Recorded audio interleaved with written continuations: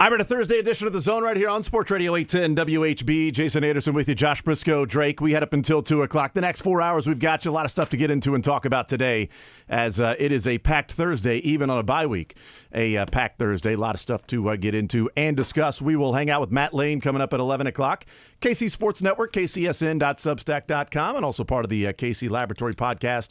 We talk to the fellas each and every Thursday at 11 o'clock, rotating those guys through. And today it is Matt Lane's turn to take a ride at 11 o'clock here in the Zone and talk some Chiefs football.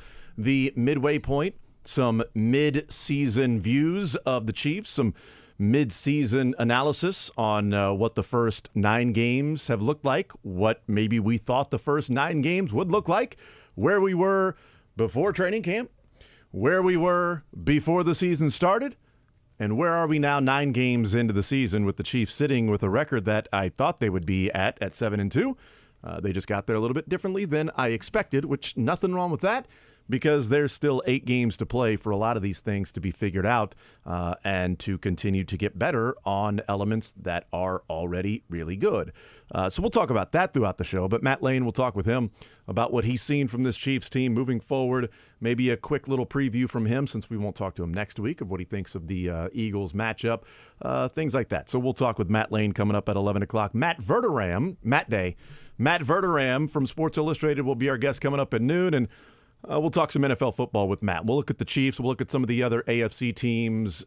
Are the Ravens playing at a level right now that some of the advanced analytics, because DVOA loves the Ravens.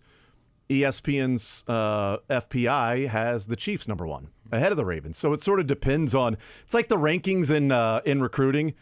It's like this publication puts him as a 5-star, this publication as a 4-star, and if he commits to your team, it's like, wow, that's a 5-star kid. If he commits to another team, it's like, well, it's a 4-star kid. You know, just depending on which one you want to look like that best serves your narrative or makes you sleep better at night. I don't know.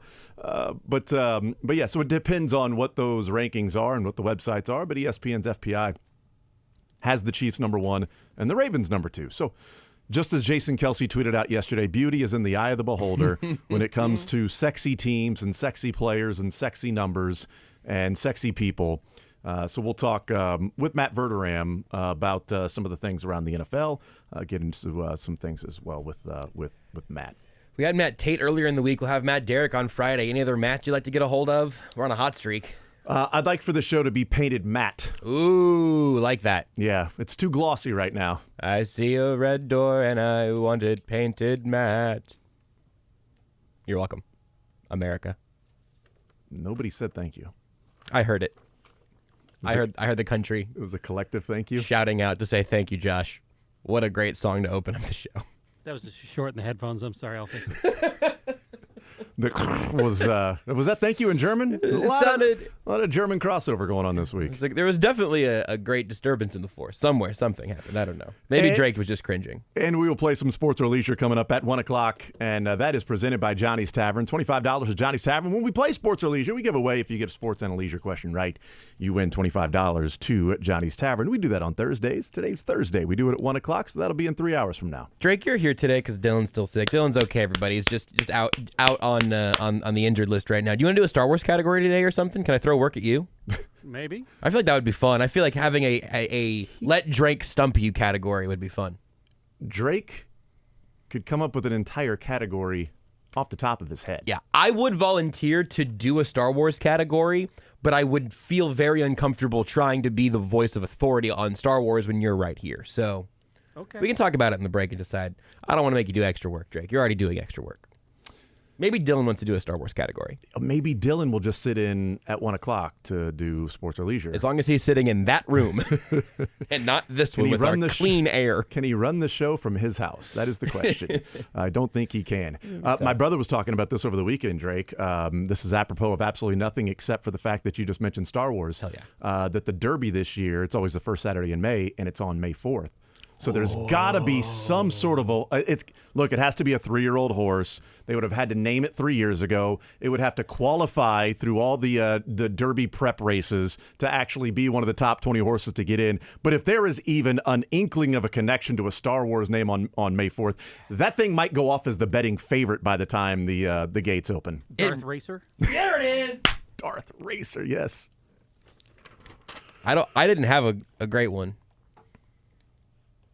Neither did I. Yes, you did. That was fantastic. All right, so May the 4th be with you, That's so exciting. and we'll see. Even at any race throughout the day, like even if it's like the 4th race during the day, something the named of. That. It would take. That's exactly what it would take for me to want to bet on horse racing. It's a smaller horse named Lightsaber. See, Lite. that's great right there. Yeah. There's going to be so many. Again, you would have had to really plan ahead that way. You would have had. I'm sure they would have known the day it was going to be 3 years in advance, right? You would have had to have, one, the connections. Yeah. Two, the lineage of where you think this is a potential Derby horse. Mm-hmm. And of course, 3 years ago to the name it that. But yeah, so May the 4th. Race Windu. Sure, I'll take your word for I it. went to a prequel one there. That's the closest I've gotten so far. Yeah.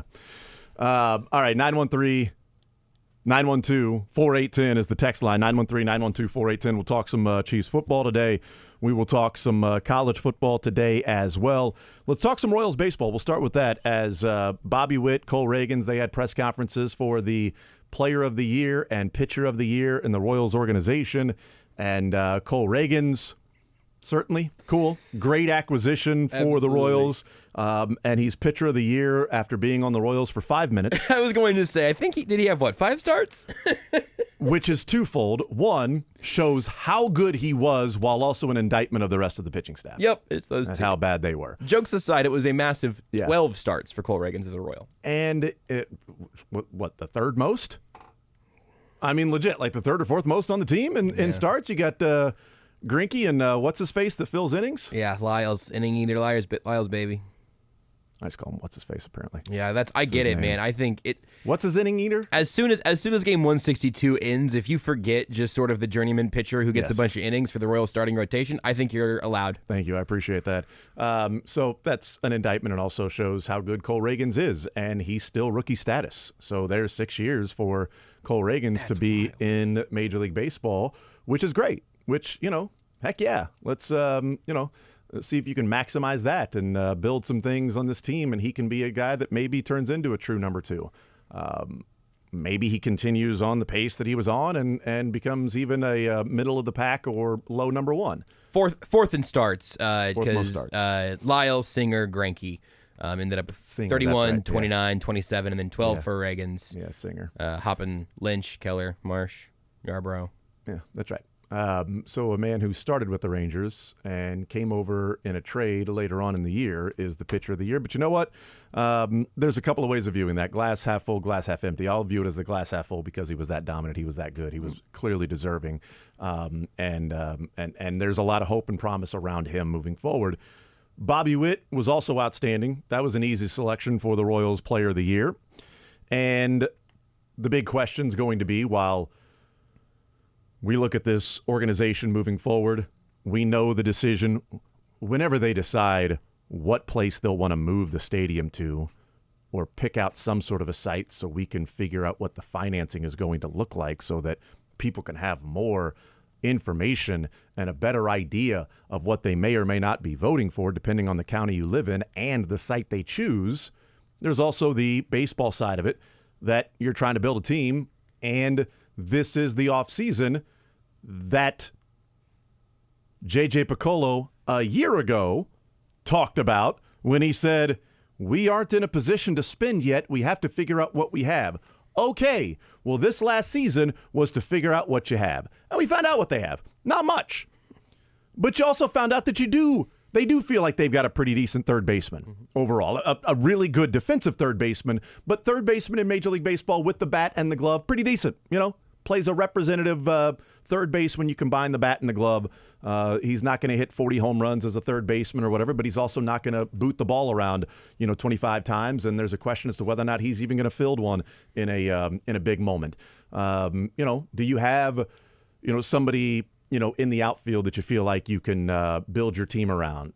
You got a shortstop you feel like you can build your team around. You don't know about, catcher moving forward. Is Fermin a guy that you feel like he's going to be that guy more often than not? And now it might give you some leeway to move on from Salvi this offseason. That if the White Sox Royals organization would like Salvi, the White Sox taking a page out of the Royals for whatever reason, and a lot of front office and then, manager. And is Salvi a connection there? So it's a big offseason for a lot of different reasons for the Royals. And when J.J. Picollo, whether he was specifically saying this year or if it was just kind of a general vague statement last year to kind of give yourself a get out of jail free card, this is the offseason to where, okay, you went through figuring out what you had. Now what do you do this offseason to go and supplement some of those things that you have? Bobby Witt is going to be a part of that discussion because there are a lot of people around the conversation of the ballpark of, why don't you put money into the baseball team first? Why do you want us to help you pay for a stadium when you're not investing in the ball club? Go get some wins first. So is Bobby Witt a guy that then becomes that PR chip that you go and give a big contract to and then say, see, we're investing in the team, and when you vote for this stadium, when we open this thing up, that's going to be the guy starting at shortstop, batting second or third in the lineup, depending on what they look like. He's going to be around for a long time. And those number 7 jerseys you got, they're going to be around too. Okay, they're going to be there on this team for a long time because we signed them to a big-time contract, a 10-year deal, a 12-year deal, whatever it is. Here's Bobby Witt yesterday on the, the contract conversation, the future for him and this ball club. And there's a Q&A, a couple of follow-ups with our very own Todd Lebo. Big J journalist Todd Lebo. That's exactly right. Todd J. Lebo. Dogged journalist. He's not going to let you off the hook with just some, generic answer. No. He's firing back with follow-ups and follow-ups. This is Todd Lebo talking with Bobby Witt on the future for Bobby in Kansas City.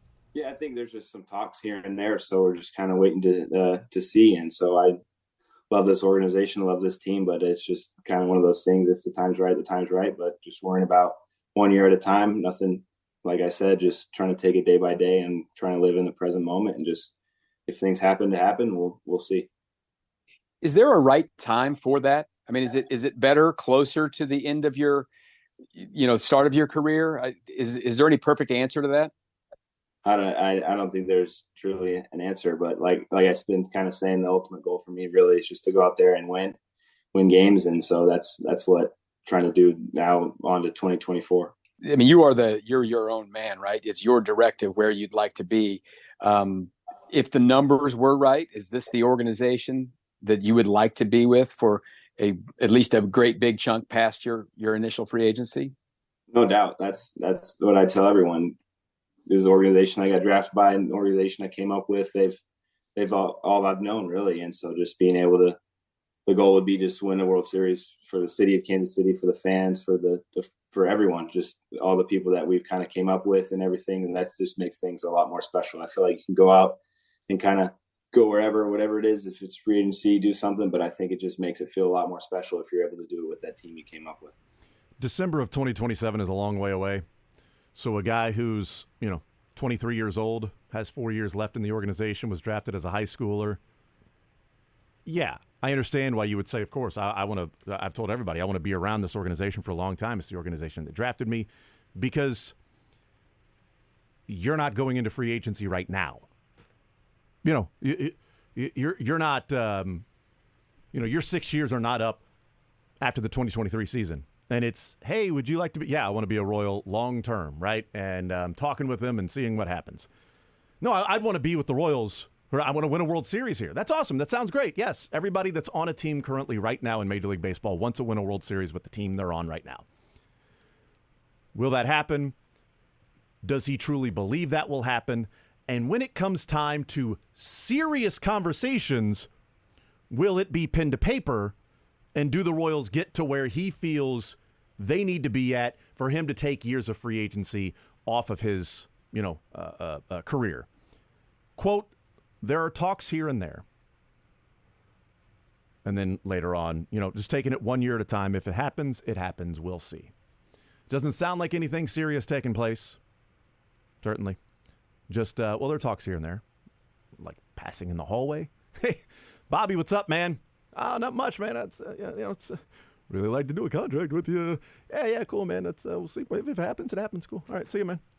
There are talks here and there, about talks here and there about contracts, talks here and there about how happy you are in the organization, talks here and there about your standing with the front office and the coaches and things like that. The talks here and there with your agent, with your dad, with Pasquantino as, proxy for you. Like, I don't know. Talks here and there. I would hope there would be a lot more. There would be heavier talks with the Royals to Bobby Witt. And even last offseason, talks with Bobby Witt to where it's like, no, there are talks here and there. Yeah, there's been a lot of discussion about things like that. Okay, are you interested? Yes, I'm interested. Of course Bobby Witt is interested in signing a long-term deal with the Royals. It would be foolish to say he's not. He's interested for the right price. No, I'm not interested in signing with the Royals. 5 years, $1 billion. Nope, not interested. Of course he's interested. But how much are you paying for his true interest is the question from the Royals. And talks here and there is not something that seems all that serious from the Royals in terms of meeting that, yeah, I'd love to be here forever. But forever has a few commas in it. I think he handled all of those questions pretty well. I don't disagree. I think he did a good job in a spot there where there's nothing else to say, because if you say something to the contrary, it is effectively a it's like it's like a 3-year warning trade demand. Like, it's like James Harden getting to a new place and telling you, I will want to be traded before this is all over. That Bobby Witt is not going to be in that spot, and I don't think he's thinking that way. But I will just poke in a little hole when he says, well, look, I mean, this is the organization I was drafted by. This is the only organization I've ever known. Of course I want to be here, right? It sounds a little bit like your friend who's like been with this girl all through high school, and like you're about to move to different schools now, and it's like, well, yeah, I mean, we get along really well, and we've been together through a lot. We were together through all of high school, and yeah, I think I might be ready to get married in a few years. But yeah, we are going some different directions on some things, and it's like, hey, buddy, listen, a lot of us have been there. You might have some tough decisions that are going to get made for you pretty soon. This might ultimately clear up a little bit. And frankly, the Royals have given Bobby Witt nothing else to hold on to. For him to say, Bobby Witt, why do you want to continue being a Royal? I think the best answer he might be able to give is, it's all I've known. I've never been on a winning team. I've never been in any other organization. I've never had another general manager or manager on a day-to-day basis. And so maybe the grass is greener, maybe it's not, but I've only ever been on this patch of grass. I think it's a reasonably honest, totally fair answer from Bobby Witt. But it did not make me think like, oh man, this relationship is going to last. There are sparks there. And again, I think that's because Bobby Witt's brought plenty of sparks to the relationship. It's on the Royals to prove that they're a good partner for him to sign up with long term. Josh would like to tell Bobby Witt that there are 29 other fish in the sea. I actually would like to tell Bobby Witt there are no other fish in the sea, personally. But yeah. Bobby, just so you know, I know that, look, the first cut is the deepest. Yeah. All right. It's going to be tough for you. I heard that in a song once. And while that is true, everybody's also working for the weekend. And this city was built on rock and roll. These are all things that you learn throughout life, Bobby. 29 other fish in the sea, but is this the best spot for you moving forward?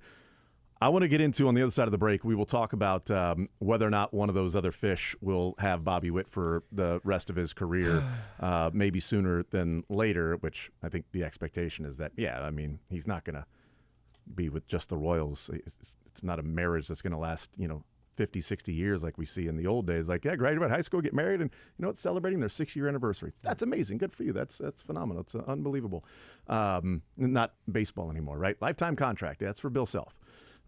which, by the way, when you extend a lifetime contract, that also means on into death. So I think that's he right. now has a death time contract. So even when Bill Self dies, he is still going to be, the corpse will be there on the sideline. It'll be like Weekend at Bernie's. He'll just be held up coaching by a couple of different assistant coaches because lifetime and then some. It's a different type deal. I tell you what, though, I mean, I think Kansas making sure they have the absolute best of the best sort of angels in the outfield style basketball team throughout the afterlife is a great move for Kansas. Yeah. Bill, if there's any chance you're in purgatory, you are still coaching here. You will. Look. So it's you got a lifetime contract and purgatory contract. We can come back to the table and negotiate with another national championship of afterlife contract. Jason, don't say that, man. He was just in purgatory for the last 5 years. The IARP is done. That's a good point. No more purgatory. He is now through the pearly gates, That's and he is ready to go and move forward. We will talk about what it may mean for the Royals. Buster Olney was on with the Border Patrol this morning and had a really interesting answer to a question there on the show. We'll hear that on the other side of the break, and if the train has already left the station, and if it has, is the exit sooner than maybe Royals fans think for Bobby Witt and his time in Kansas City? We'll hear what Buster Olney had to say and a couple of other points with that. I also want to get into the comments from Lance Leipold, the rumor that was out there about Lance Leipold interviewing for the Michigan State job on Tuesday. He answered that last night in Hawk Talk with Lance Leipold and Brian Haney. Heard it right here on Sports Radio 810 WHB. I want to hear from Lance Leipold. We'll play that clip of him answering that question of how many interviews he has actually had this week. Apparently one. We'll take a timeout. We'll come back. More Zone next. You're in the zone with Jason Anderson on Sports Radio 810 WHB. NBA fans, the wait is over. Basketball is back, and DraftKings Sportsbook, an official sports betting partner of the NBA, is celebrating with an unbeatable offer. New customers can score $200 instantly in bonus bets for throwing down $5 on the NBA. Win or lose, it doesn't matter. You'll start the season with an instant dub. And with DraftKings Parlays, everyone, new and current customers, you got a shot at even bigger basketball wins. You string together multiple bets from the same game, or you can build your parlay across multiple games for a shot at making your payday even sweeter. Hit a small little multiplayer prop parlay last night. Just missed out on a bigger single game parlay last night because Steph Curry didn't have more than 5.5 assists, end up with 4 on the night, but that's the other 6 legs hit, but that doesn't matter. Who cares?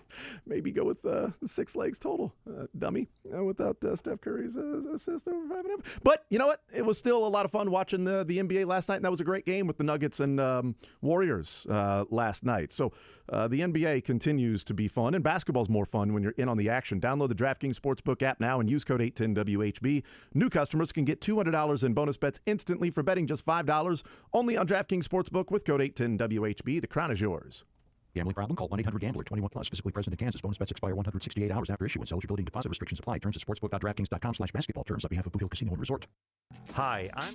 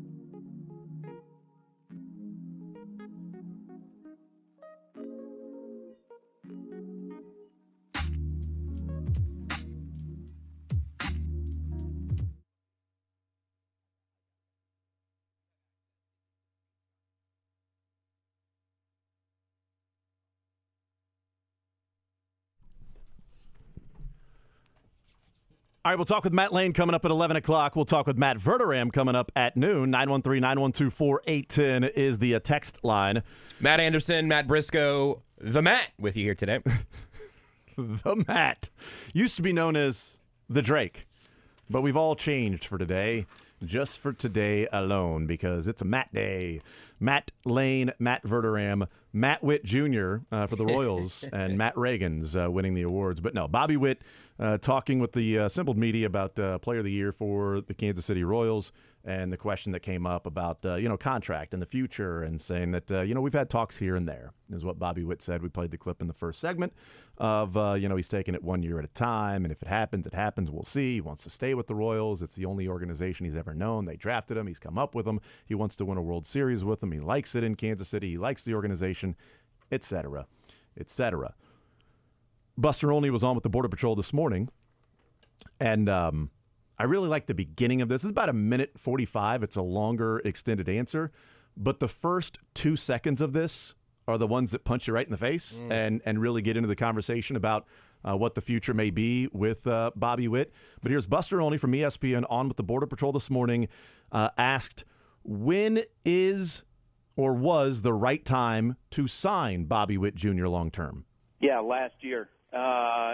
There's no doubt about it.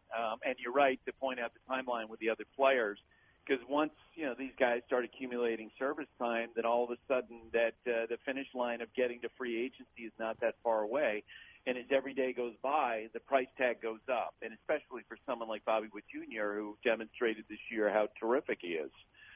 You realized all the potential, and you could see, the beginning of a superstar career. I really hope that the Royals can get to a situation in this offseason where they can work out something long-term, because let's face it, if they don't sign him in the next calendar year, then you're going to start hearing idiots like me come out and speculate, okay, when's the best time to trade him? When's the best time for them to get value in return? Because that pendulum starts to shift, right?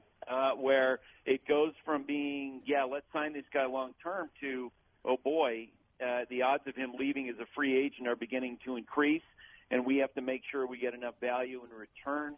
And that probably, if you don't sign him long-term, then you probably need to trade him by the time you get to, the trade deadline of his 4+ years. So that would be what, in the middle of the 2026 season? That'd be terrible.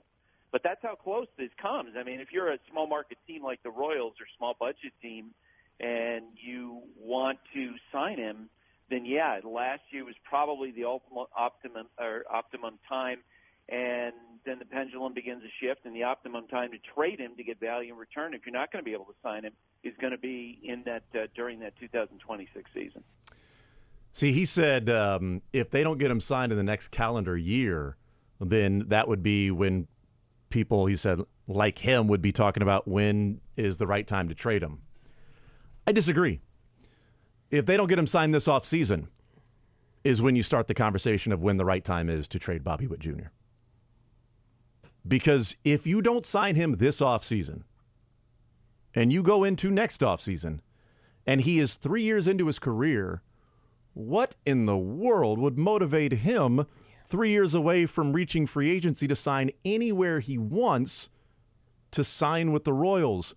Also, when he says last year is the right answer, because that's when you would have had to bet on the future. We believe in this guy, and we are betting that our belief in our development and our team, this guy's going to grow into a superstar.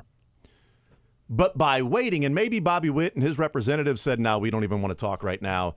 We want to make sure that you guys know he can play shortstop. We're not signing a long-term deal as a third baseman. We're signing a long-term deal as a shortstop. Okay, well, let's see if you can actually play shortstop. All right, let's find out if you can do that. Okay, yeah, we'll show you. I'm going to spend the entire offseason and break down my entire defensive approach and start over, and I'm going to be the shortstop that I know I can be.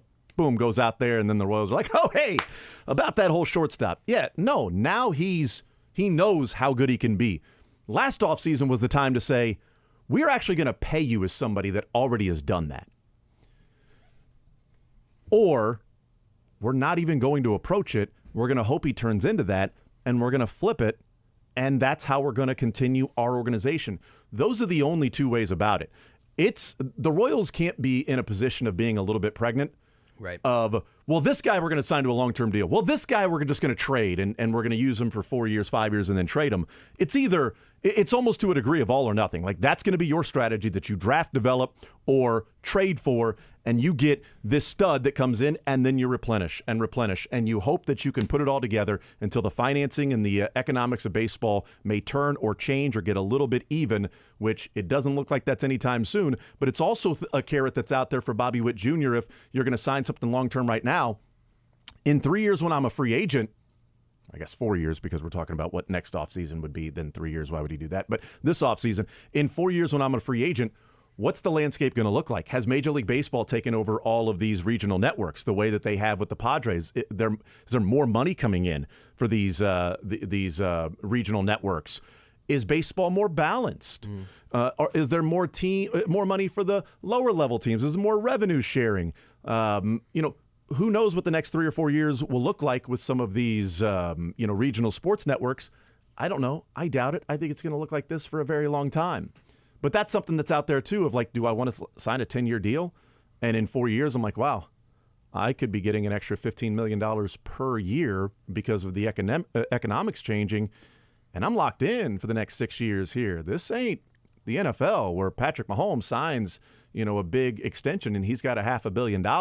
And, by the way, they go back and offer him more money up front, and then they're going to readdress it there. You'd have to have a lot of faith in the organization to say, hey, if something changes here, then let's, come back to the table and maybe restructure a contract or something when the whole thing is guaranteed. And the Royals are like, this is what we're paying you. They've done it with Salvi. They've done it before.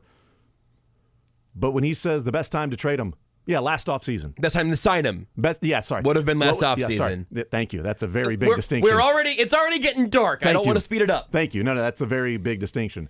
When was the best time, or when is the best time to sign Bobby Witt Jr.? Last offseason was the best time. And if you didn't, then when are you going to trade him? And to me, if they don't get something done this offseason, then you trade him in the middle of the 2026 season. Yeah. Now, I know he's not a free agent until after the 27 season. But if you are going to maximize the King's ransom that you want for Bobby Witt Jr., your Juan Soto deal, that he's still on a team-friendly deal for another year and a half, or arbitration, whatever it might be, for another year and a half, you got that full rest of the season, you got a full extra year there with this guy who's a premier shortstop, could be a Corey Seager-type player, who knows? And we're taking your entire farm system, and we're replenishing, and we're starting over with this particular piece.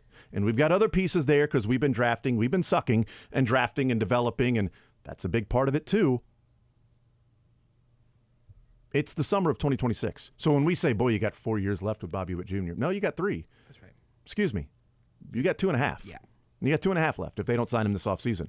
And Ken Rosenthal wrote here at The Athletic this morning about different things going on in the offseason and hot stove, and then, starting a month from now or whatever. Says, Bobby Witt Jr. extension possible after free agent question mark. Bobby Witt Jr. extension possible, question mark. After free agent shortstops Trey Turner, Xander Bogaerts, Carlos Correa, and Dansby Swanson agreed to contracts for a combined $957 million last offseason, the Royals' chances of signing Bobby Witt Jr. to a monster extension seemed rather slim. They still might be, but the club is at least entertaining the idea of approaching Witt, according to a source briefed on the team's plans but not authorized to discuss them publicly. At a time when the Royals intend to seek public financing for a new ballpark as part of a $2 billion project, a long-term deal with one of the game's emerging young stars might help sway public sentiment. And for an example of what such a franchise pillar can mean to a community, the Royals need to look no further than Chiefs quarterback Patrick Mahomes, another Texas native and son of a major leaguer. The Chiefs signed Mahomes to a blah, blah, blah, blah, blah, blah. The NFL's economic structure makes it easier for small market teams to strike such deals compared to the counterparts in baseball. But recent contracts for the Braves, Austin Riley, Mariners, Julio Rodriguez, Diamondbacks, Corbin Carroll, provide potential starting points for a Witt extension. I'm glad he mentions later on that those comparisons are not apples to apples. Yeah. Because the Diamondbacks signed Corbin Carroll right after his first at-bat, I think. And Julio Rodriguez signed a 12-year deal, halfway through his first year in Major League Baseball. I mean, Austin Riley, signed after he'd been in the big leagues a couple of years, but Bobby Witt is not signing for 10 years, $21 million per. It's not happening with Bobby Witt. He ain't signing 10 for 20. Now do that math. Do that math, everybody. 10 years, $212 million per year for Austin Riley. That's not what Bobby Witt's going to sign to. So those contracts are not apples to apples, and they're not what the Royals and Bobby Witt will be looking at. As Buster only said, the time to sign him was last offseason to do that. And it's tough to say that, well, just look at the Chiefs. Look what a franchise player can do for an organization. Yeah, an organization in a healthier sport, the number one sport in the country, and tons of money, and as balanced as you can be to a degree. It's not fully balanced across the league in total revenue sharing, but it's balanced to where you can have stars like Aaron Rodgers in Green Bay and Patrick Mahomes in Kansas City. And yes, they can be a pillar of an organization and a franchise, but they're also winning at a high level. And it's a regional franchise in a sport that is incredibly popular and primetime games, and they've won games in 4 different countries now. And if it was an uncapped sport, that still might not matter. That still might not be enough to have kept Patrick Mahomes in Kansas City.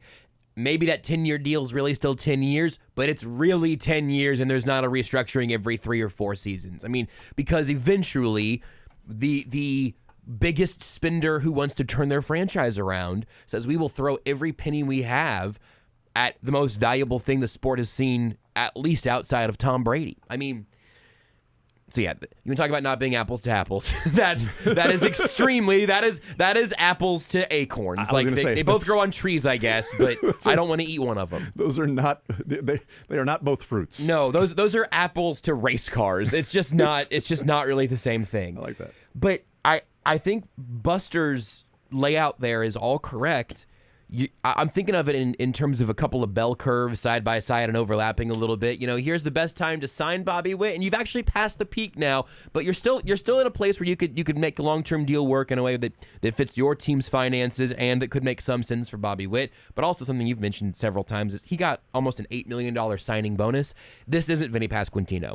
If you're Salvador Perez. No. I mean, if you're one of those guys and you said, I'm locked up in an organization that I still have some questions about that hasn't won yet, but you're going to give me truly life-changing money that I have not touched yet. Bobby Witt's touched it. He hasn't gotten the real big bag that he's going to have, but he can live wherever he wants, however he wants right now. And he's also going to make a lot of money in arbitration. Yes. So he's not going to make $700,000 in arbitration. He's got $7 million in the bank, $700,000 in the last couple of years, and when he hits arbitration, there'll be 10 figures, 8 figures. And I also understand being a new owner and having some front office turnover and all of that. Per year. The thing you don't... Yeah. I think you got it. I trust your math. Do you? I really do. More than my own, at least. I'm trying to think of my paycheck and all the commas in there. Yours has 8 digits, I think. That's before the cents, right? I mean... What's before taxes, too? Well, no, I mean, at that point, what's the point even? Ridiculous. But if...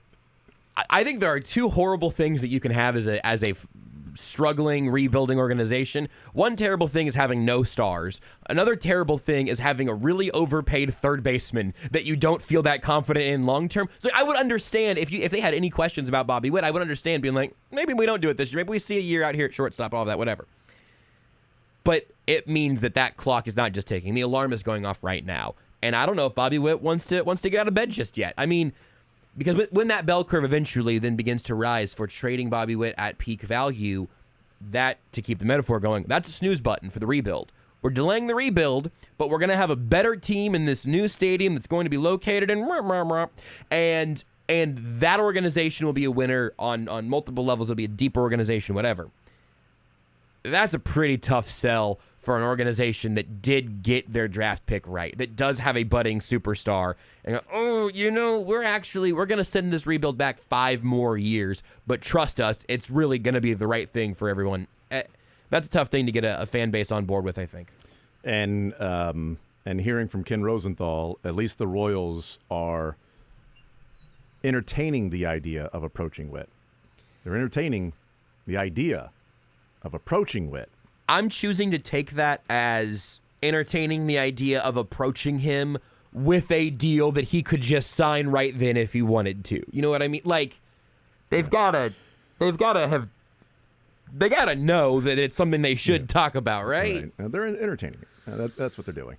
We'll take a timeout. We'll come back. We'll continue rolling. We'll get into a longer conversation in college football in the noon hour, but Lance Leipold talked last night. I at least want to play the clip of him answering some questions about the Michigan State interview rumor that came out yesterday. More Bobby Witt going there too? Yeah.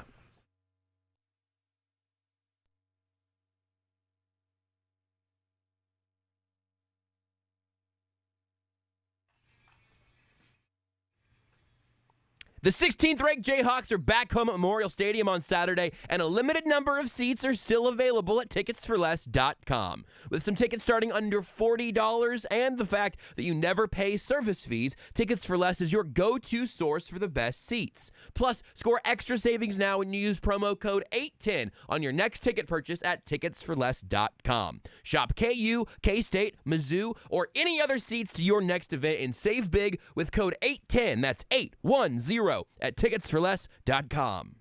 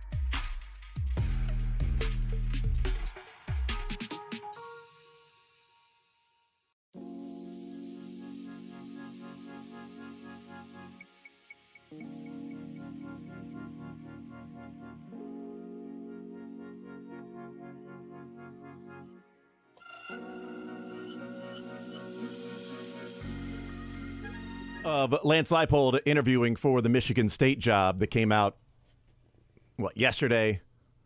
About interviewing, whether it was yesterday or Tuesday. Lance Leipold in Hawk Talk last night right here on Sports Radio 810 WHB with Brian Haney. He was asked about that towards the end of the show, and here is Lance Leipold's response about a potential interview this week. This is the only interview, and that's the way it's going to be. And there's the one thing that happens during this time of year. There's a lot of speculation and things are happening that are not accurate. As I said, from the longtime Travis Goff and Chancellor Girard have treated Kelly and I extremely well in our family. And it is our plan and expectation that we want to be here, and this is going to be the last job that we have. I mean, it sounds great. And, we'll get into more of this in the noon hour about what Lance Leipold has done in those 2 years, and also hear from Travis Goff, who, after the Bill Self contract extension press conference, off to the side, started talking about, Lance Leipold and contract extensions and what he has done, and names being brought up as other job openings. And yes, there is a brand new extension with Lance Leipold that the ink barely is dry, but this is now reality of college football, that when you've got a coach that's doing what Lance Leipold is doing, who, something else we can get into, I think is the Big 12 Coach of the Year, and I know that Mike Gundy is talked about as being the favorite because decent chance they're going to play for the Big 12 championship. Mike Gundy didn't lose the preseason Offensive Player of the Year and be able to go and win more games and put himself in position to play for the Big 12 championship with a backup quarterback. Lance Leipold has done that. It's not just KU was picked behind Oklahoma State and they're finishing there, and Oklahoma State was picked this and they're finishing there. Yeah, no. They're both well above what expectations were. Gundy was flipping quarterbacks on his own trying to figure out who he was going to have. The preseason Offensive Player of the Year played for Kansas and has played 3 games. And they only play 3 games. Yeah. And they've already won more games than a year ago and could get to 10 if they win out. Yeah, that's the Big 12 Coach of the Year. But it's also going to be one of the hottest names. And that's on Travis Goff and Lance Leipold and everybody else there in Lawrence. And part of the stadium rebuild, everything is about this offseason and last offseason.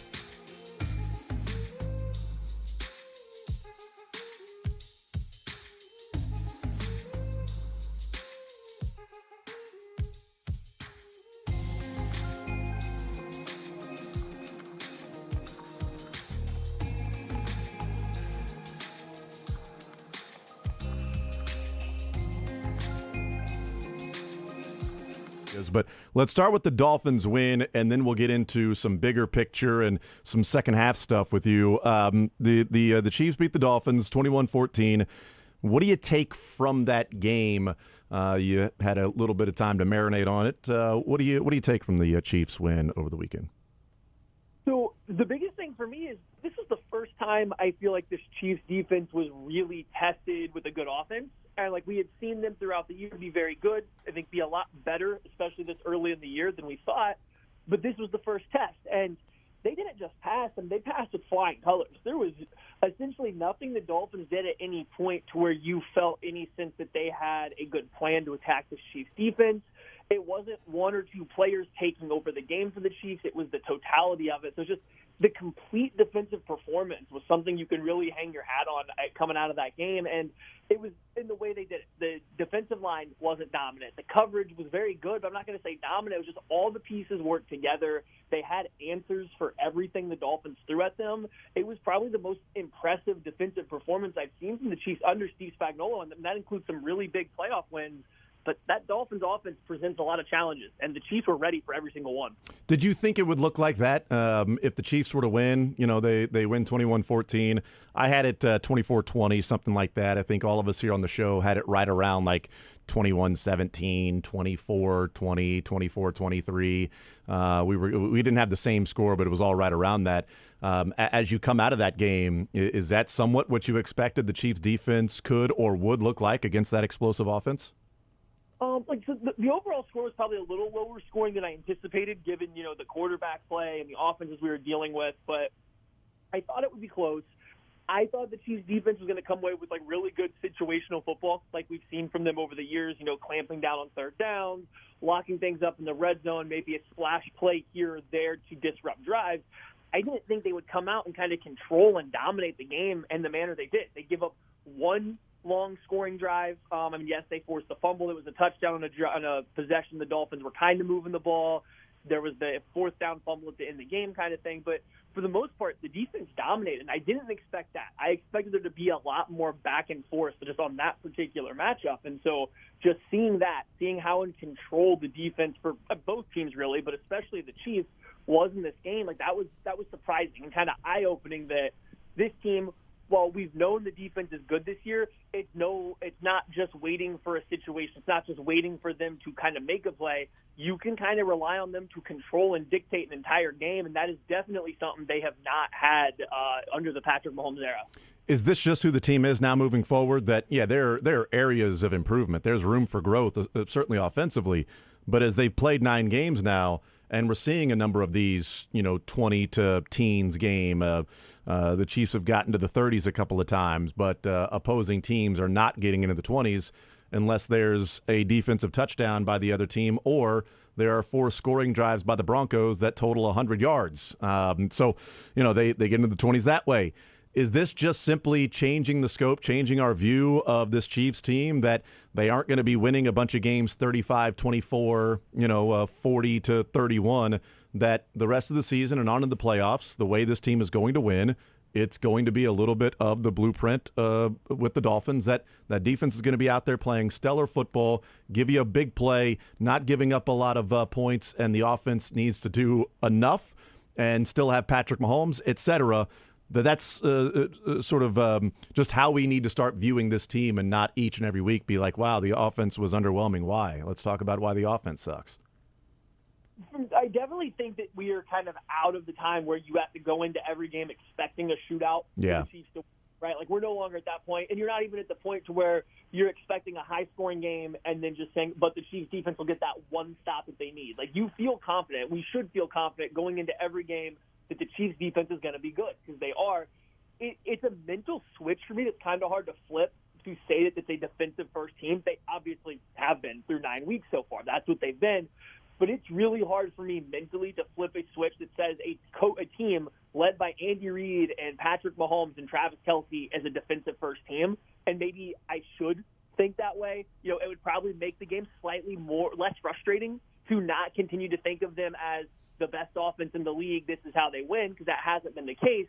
But I don't know if I will get there until we get probably through an entire season and the defense dominates the entire season, and we showcase like that's what it has to be. That's a hard hurdle for me to get my brain wrapped around. And I also know in the back of my mind, come playoff time, when you're only playing good teams, it's really hard to win games by narrow margins over and over and over again. Mm-hmm. So it's hard to be a defensive first team and go win a Super Bowl in this era of the NFL. It just doesn't work very well. So you want them to not be that, but so far they have been, and it's working. You know, we talked with Cynthia Freeland yesterday. Matt Lane is our guest right now here in the Zone. We talked with Cynthia Freeland yesterday. We talked with her on Wednesdays at 11 o'clock. And one of the things she was talking about is just, these numbers all over the league suggesting that, offense is down, which we've talked about. And one of the things that I was sort of wondering to pick her brain on is like, okay, so if this is a year to where the offenses are just simply down, that the defenses have zigged and the offenses still have yet to adjust and zag, that this would be a year that would be more beneficial that if you are a defensive strength football team with still a great quarterback in Patrick Mahomes, but a defensive, stronger football team as opposed to like 2018 or 19 or 20 was like, yeah, offense struggles, but the defense is really good. Okay, great. Because can you win 35-30? Can you win, 38-27? Can you win some of those shootouts? Well, no, but our defense is really good. That in a year, this would be one to where if there was a year to have that, it would be this one. And that's essentially what she said. She was like, yeah, this with the numbers bearing that out, if you were going to have a year to where you were stronger defensively and there's still room to grow offensively for the Chiefs, and there is certainly a track record that this is the year to be that. This is the year that if the Chiefs are sort of lopsided or heavier on the defense, that they've chosen the right time in the NFL overall cyclical, elements of it to have this particular structure of a team. Yeah, this season, but yeah, like Cynthia and you're saying here, it's definitely a year in which it seems like you can get farther based on the play of your defense than in years past. Like that years past, remove any specific team, you're in the AFC and you're going to the playoffs, you're having to beat Josh Allen, Joe Burrow, Patrick Mahomes, Lamar Jackson, whoever you want to, Justin Herbert, whoever you want to put in there. You're going to beat a quarterback playing on a good offense that's going to put up points no matter how good your defense is, right? Like we remember the 13-second game. The Bills had the best defense in the NFL that year, and the Chiefs had zero issues moving the ball up and down the field. That was just how it was. And so this year, it does appear defenses have recovered from the influx of talented quarterback play, guys playing a little bit more out of structure. It seems like defenses have countered this year, so you're getting lower scoring, and you're having the opportunity to maybe win these games at a lower scoring. The problem, though, for me always comes down to your margin of victory becomes so much less when that's the case. One mistake in a 20-17 win is a lot worse than, when you're getting multiple scoring possessions every single quarter. So that still worries me going into the playoffs, knowing that's your pathway to victory. But it's really nice to see, and this is what the win against the Dolphins did, the Chiefs have yet again proven that they can win this way. This is an option for them to win this way, and this year would be the most likely out of the last 5 that style of football is going to result in multiple wins down the stretch in the playoffs that could lead to a Super Bowl victory. Matt Lane is our guest, KC Sports Network, kcsn.substack.com, the KC Laboratory Podcast. How much room for growth do you think there is for this Chiefs offense to not be in, as you mentioned, some of those one-score games, some of those 20-17, 20-14 games to try to find a way to win? Because, they won the last 2 games of the season by a field goal. In those sort of 50-50 games, they did enough to win, but one play here or there, a lot of things can change, a lot of things can happen. You would rather not be in those games, but they made the plays to be able to win that Super Bowl and hold up another Lombardi trophy. But how much do you think there is room to grow for this offense with the personnel they have, what you've seen through the first 9 weeks, and also, the track record of this offense, this coaching staff, Andy Reid / some of the other guys, but Patrick Mahomes in this offense. Is there much room for growth to get into an element where you're talking about that more likely than not this team's going to get to 30 in a particular game and that defense is still going to be stellar? But there's an unlimited amount of growth, and I think that kind of speaks to what I feel like they've been so far has been not very good. I mean, I just simply put, I don't think the offense has been very good, and we can start to dole out blame, or like how you want to split up that blame pie amongst all the pieces, but like, they're coming out of a bye week. They have a lot of new pieces on offense. I think things are going to look quite a bit different coming out of the bye week and down the stretch. if you look at it through the lens of the past few years, right, the Chiefs' offense has always been good. The defense has struggled early in the year, come out of the bye week, and really hit their stride down the stretch. You kind of hope that the Chiefs' offense is going to do that, and there's reasons to think they will.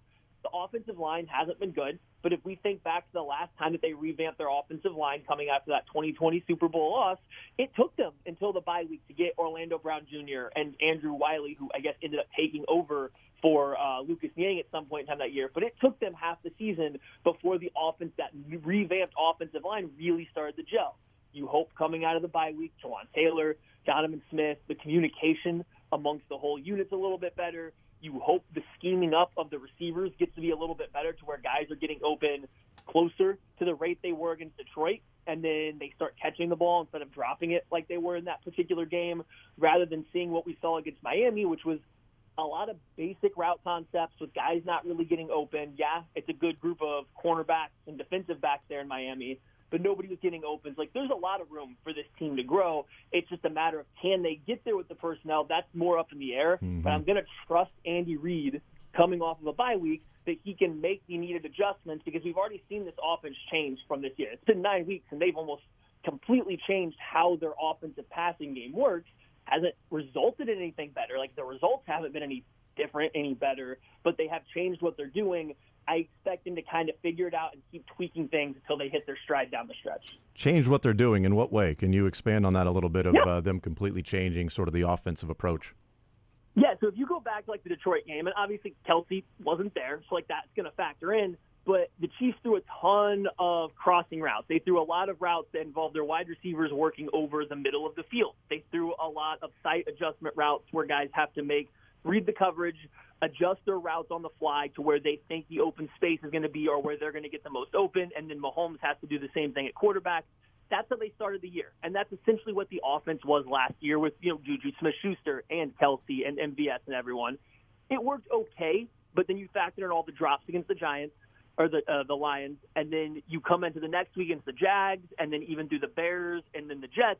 They kind of stuck to a similar game plan, but it was working kind of less and less. Throw the Bears game out because, well, it was the Bears, but it was kind of working less and less. These wide receivers just weren't ready to make all these adjustments. So if you've watched post that Jets game, a lot less crossing routes. The Chiefs have targeted wide receivers less and less over the middle of the field almost every single week now, to where they're only throwing 23% of their passes in the entire, all of the pass attempts, only 23% of them are to wide receivers between the numbers. That's significantly down. It was 53% against the Lions. It was 30% against the Bears. So they're just throwing the ball less over the middle of the field to wide receivers specifically. They're running less side adjustment routes. They're calling the basic route concepts to, I think, alleviate some of the pressure or the importance on wide receivers to be super technical, for them to be on time with not only Mahomes but with one another. They're trying to simplify the offense, I think, to help these guys out.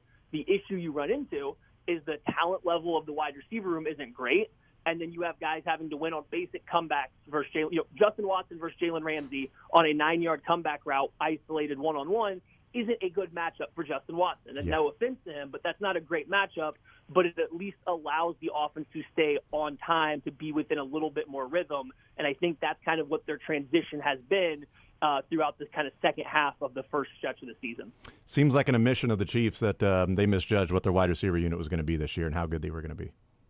That was my kind of thought, right? They kind of came in with a plan of what they thought the offense could be, and they ran it out there the first couple of weeks, and it not only the results are up and down, right? Like against the Detroit Lions, you remove some of the drops and it looks better. And the Bears was obviously good, but they weren't particularly great versus the Jags or the Jets, right? And so they kind of had to adjust what they're doing.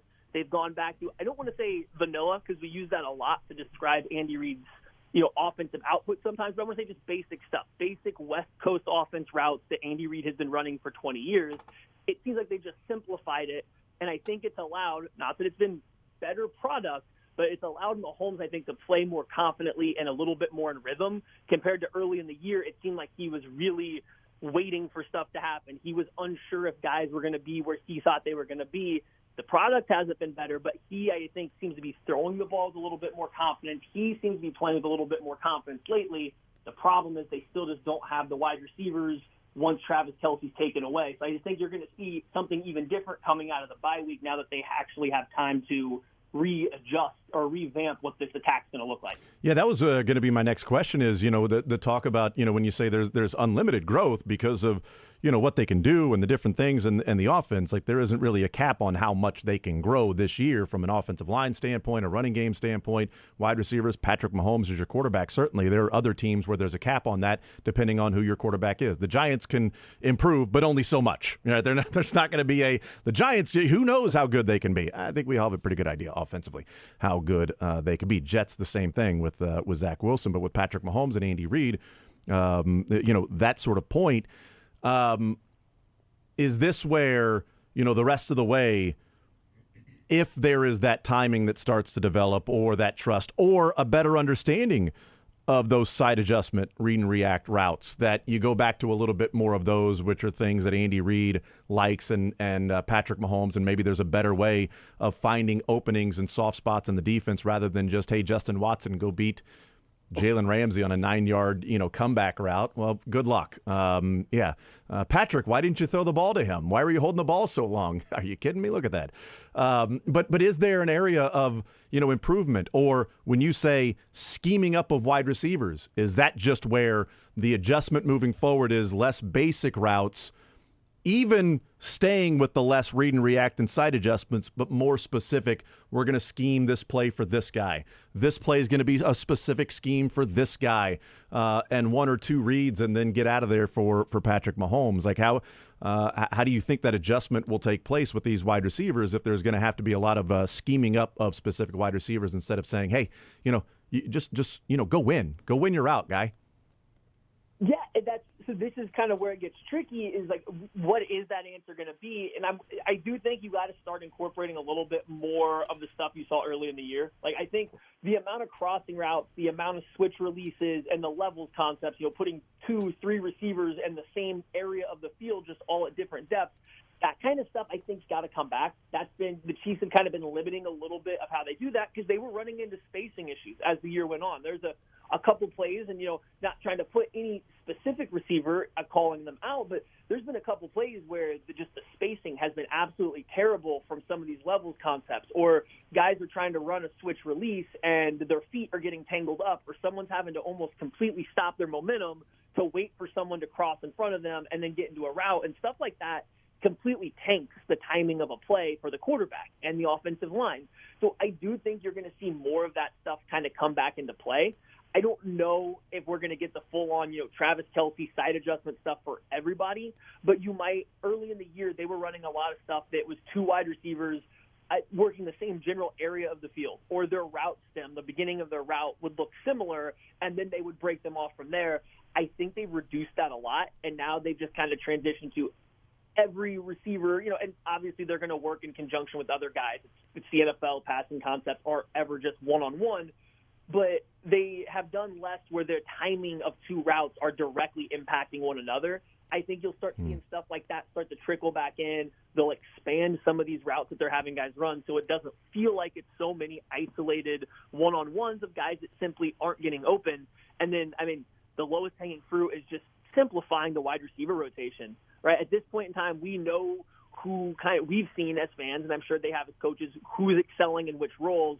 We don't need 7 wide receivers to play snaps every single game or to play significant snaps.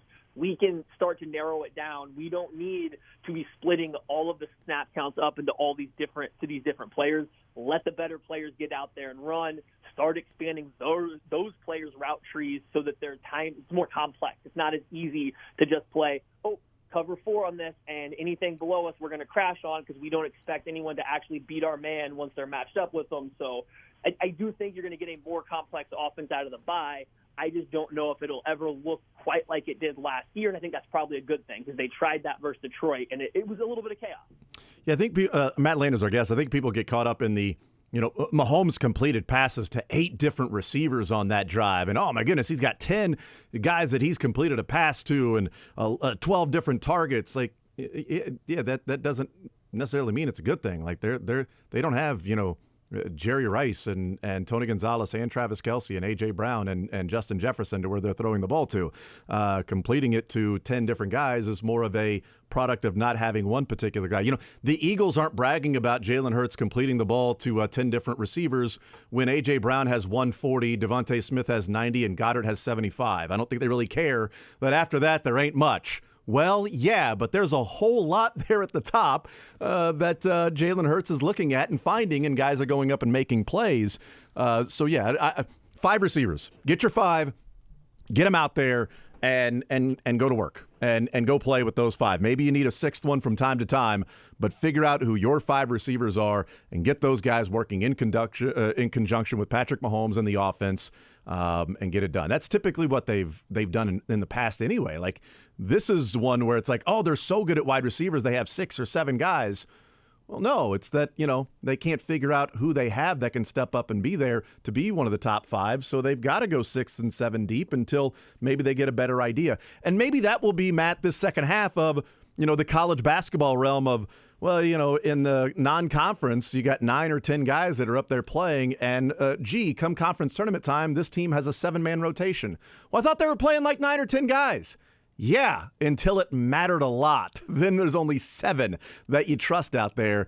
Do you think there might be some of that to where the Chiefs are feeling out the 6 or 7 different guys they have, and come the bye week and moving forward, all right, now it's time to whittle down who we have as our 5? No, absolutely. I definitely think they're working towards that. I don't know. I think early in the year there was obviously a plan to try out different guys in various roles, and I think as the year's gone on, we've already seen that start to adjust a little bit, right? I mean, certain players have seen their snap counts drop, others have seen it rise. We have seen it with guys playing in different positions and all sorts of stuff like that. So they've already kind of started to do that a little bit. So I do think coming out of the bye week, they will continue to do it even more. The one issue I think that they run into with this, though, right, trying to limit the receiver positions, is who excels at multiple things within the wide receiver room. Like, that's the issue they're running into. Everybody's kind of a specialized player, so that's why they have to use so many. But again, this is something they're figuring out. I think they'll figure out how to do that a little bit better. I thought it looked a little better earlier in the season than it does now. So I think they'll get back there, especially now that Kelsey's going to be healthy. He missed that first week. He's dealing with an injury. Hopefully the bye week lets him come out and look, more athletic. I think we all see it. He doesn't look quite as athletic this year as he has even just last season. Hopefully coming out of the bye week, it's still a great player. Like, right, still the best tight end in the NFL, but he doesn't look the same. Maybe the bye week helps him, and then that opens up more space for everyone else. But yeah, limit the rotation. We don't need. It's one thing to have 8, 10, 12 receivers catch a pass if you throw the ball 50 times and score 40 points. Yeah, true. If you're scoring 14 points, but it still means 10 different players catch a pass, I don't think that's as good. That's not the distribution you want, is to throw 25 total attempts and have 10 different guys catch a ball and only put up 14 points. That's not ideal. Yeah, and with the health coming out of the bye week and everything that you're talking about there, the perfect world is playing 9 games, get a bye, play 8 games, get a bye, play 2, get a bye, play 1, and get a parade. That's the perfect world, if you can do that. That's what we're looking for. So they've accomplished the first part, mainly because that's the way the schedule laid it out for them. Now it's on them to accomplish the other 3 sort of segments of football. Matt Lane is our guest. Last one for you, Matt, and real quick. The twists and the stunts from the defensive line the last 2 weeks from the Broncos and the Dolphins, it's been surprising how much the Chiefs have struggled at that. Well, it's on tape now, so the Eagles and Raiders and whoever else moving forward, they are going to twist and stunt and run a lot of games against the Chiefs' offensive line. How much of a surprise, or is it at all, that the Chiefs so far, especially the last couple of weeks, have kind of looked lost at times when teams are running stunts and twists? I think you can track this back to even the Jets game, too. It's not the first year this has happened to an Andy Heck offensive line. If there's one positional coach on this team that I trust to kind of fix stuff throughout the year, especially a bye week, it is probably Andy Heck, him or Joe Colin. Those are the guys that I think we should have the utmost trust in. So I'm not overly worried long term, but it is something they do have to fix because it's been bad. What's caught me off guard with it is it seemed like especially the Dolphins were able to consistently scheme up their pass rush to where when the Chiefs call their pass protection, half of the offensive line is going to be blocking like a gap or a zone, an area. The other half, which is usually only 2 guys when you're talking about 5, are going to be blocking specific men. And it seems like every single time the Dolphins ran a stunt, they were perfectly stunting into the side that was man blocking. And so I don't know if the Chiefs offense right now has a tell for how they're going to slide their protection, if there's certain alignments that teams have been using to bait out this protection call and getting that advantageous stunt versus the man side. But that seems to be where the trick comes in, is teams have a pretty good read on the Chiefs' pass protection calls right now. They're catching them. The Chiefs aren't executing it well either. You should still be able to pass it off a lot better than they have, but it just seems like the teams have been doing a good job catching the man blocking side of the Chiefs' pass protection call, getting guys to 2 people to block 1 person while someone loops over. It's something to keep an eye on coming out of the bye week and see if teams still have that same read on the Chiefs offensive line, or if they fix that and now it's just about players executing versus the direct calls being made kind of at the line of scrimmage. Yeah, the first half against the Eagles would be pretty crucial if they have fixed that and figured it out, because I think the Eagles are going to do a lot of that. So if they have figured that out and fixed that, then I think the first half of that game can be a real positive for the Chiefs and an opportunity to go and put some points on the board before the Eagles adjust and go, all right, they've fixed that, so now we need to adjust back, because we can't just do some of these stunts that we have seen work over the last, really, as you said, even go back to the Jets game. Matt Lane, KC Sports Network, kcsn.substack.com, and the KC Laboratory Podcast. Matt, great stuff as always, man. Very much appreciate the time. Enjoy the bye week and watching some football, and we will catch up soon, sir.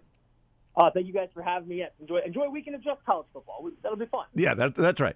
Matt Lane joining us there, and you know what? He loves the college football, and of course with the draft and everything going on, and with the new rule that the juniors that have declared for the NFL draft can now participate in the East-West Shrine Bowl, not necessarily the Senior Bowl. I don't know. Can they do the Senior Bowl? I know for sure the East-West Shrine Bowl, but maybe even the Senior Bowl too. If you have declared and you're a junior, you can now participate in that All-Star game, which means there's a better opportunity for teams to go and scout some of those players, and not just at their pro days or at the combine. You can actually watch them in practices throughout the week, getting ready for that, which is where they get a lot of information with some of these seniors before the combine when they're out there just in their underwear, as Carl Peterson said. East-West Shrine Bowl, HBCU Legacy Bowl, and Senior Bowl if invited. Awesome. That's pretty cool. They've opened that up. Maybe not great for some seniors that would have gotten an opportunity, but better for, I guess, teams getting a longer look at some players that could be mid-round picks, late day 2, day 3 picks. We'll take a timeout. We'll come back. We'll continue rolling. I want to get into some of the Chiefs stuff that we talked about there. Before training camp started, we gave our confidence levels 1 through 10 on the different positional groups. Before the season started, after training camp, we adjusted those 9 games in, halfway point. We adjust them again. We do that next.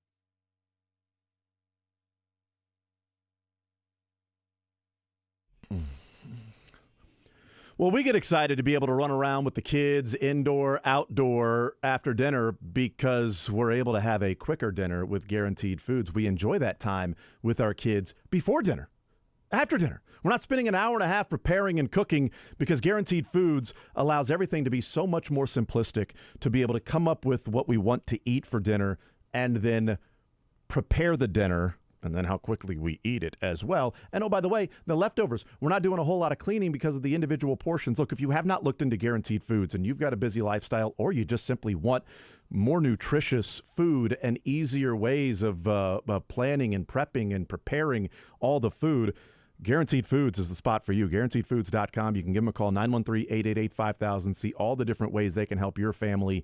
We worked with them and created an entire menu with a 180-day supply of food and over 600 restaurant-quality products to choose from. 100% all natural meats, fruits, and vegetables, and it's prepared from frozen. The buyback packaged in individual portions allows us to have different things we want to eat for dinner. Everett, Kaylin, Jules, me, we all might have 4 different things that we can eat. In fact, last night, Mommy and Jules were out doing their thing. Little man had basketball practice. He and I had dinner. two different things, two different sides. It was all different, and he loved what he had. I liked what I had, and we moved on and went to a little basketball practice last night. We didn't stop at a fast food place to go and get that food like we would have earlier this summer before Guaranteed Foods. 913-888-5000 or GuaranteedFoods.com. They are America's finest home food service. 913-888-5000. Guaranteed Foods, delivering all-natural food to Midwestern families since 1958.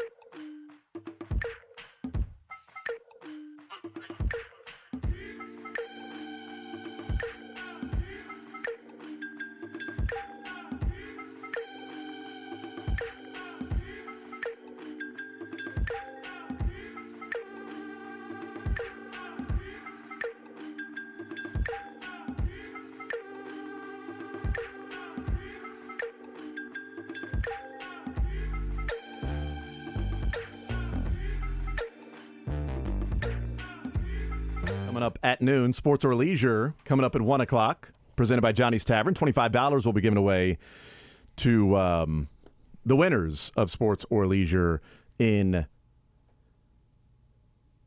the 1 o'clock hour. Just remembering when we actually do that. That's coming up at 3:15.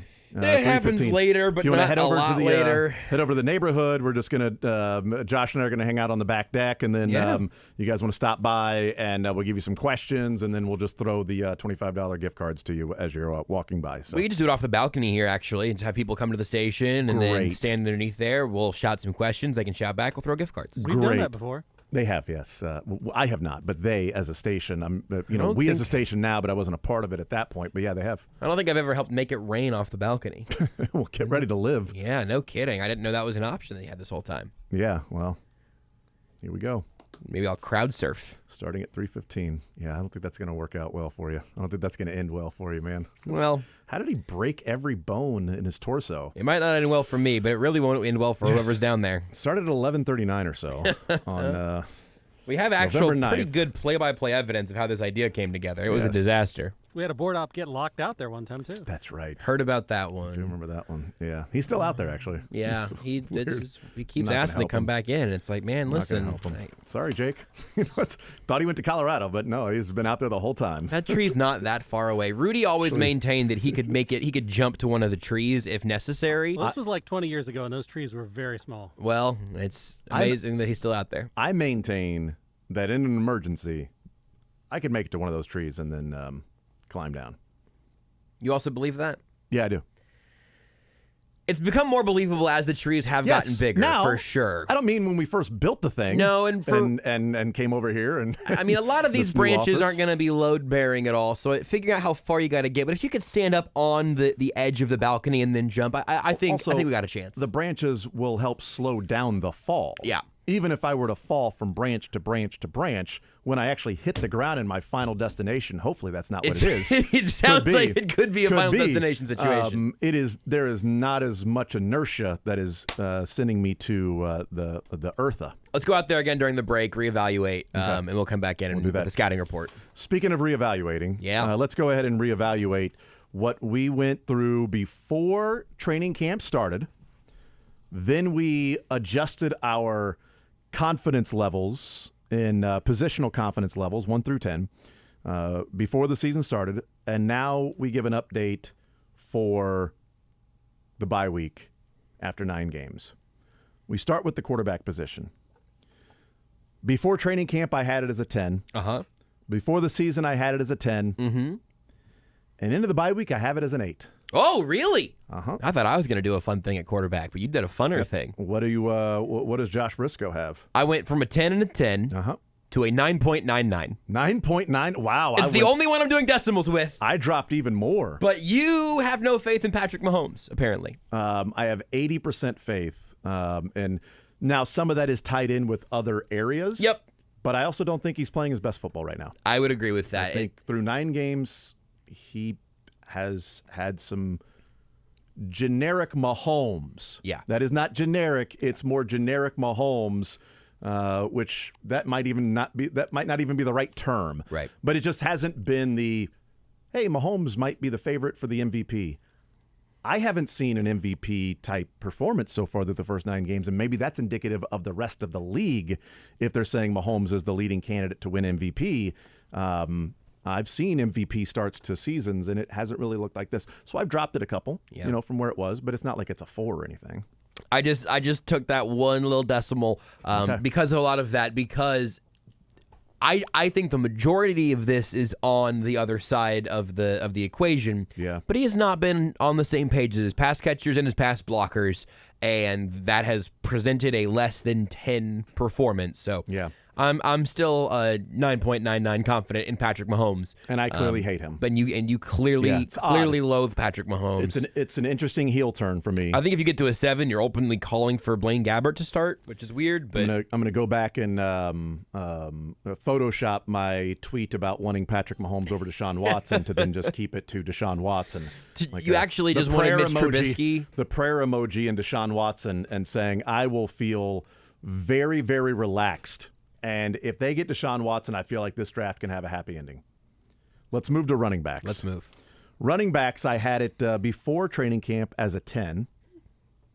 After training camp, heading into the season, I had it as an 8.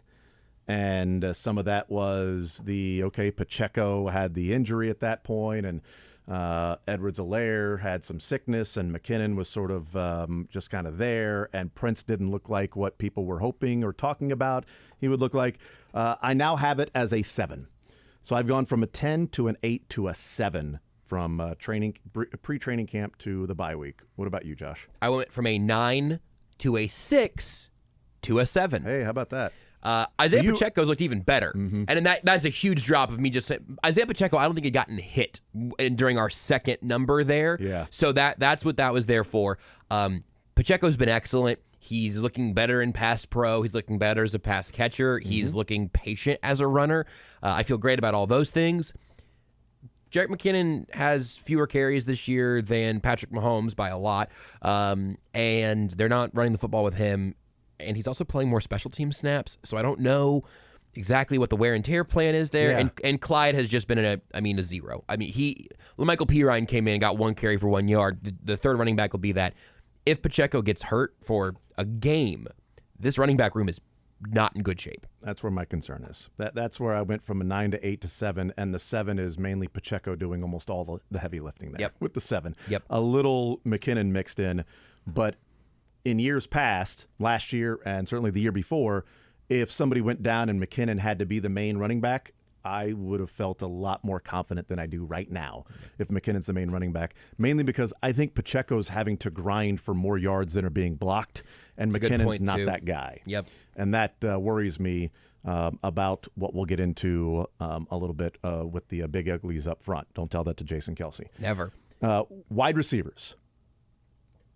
I was a 4 before training camp.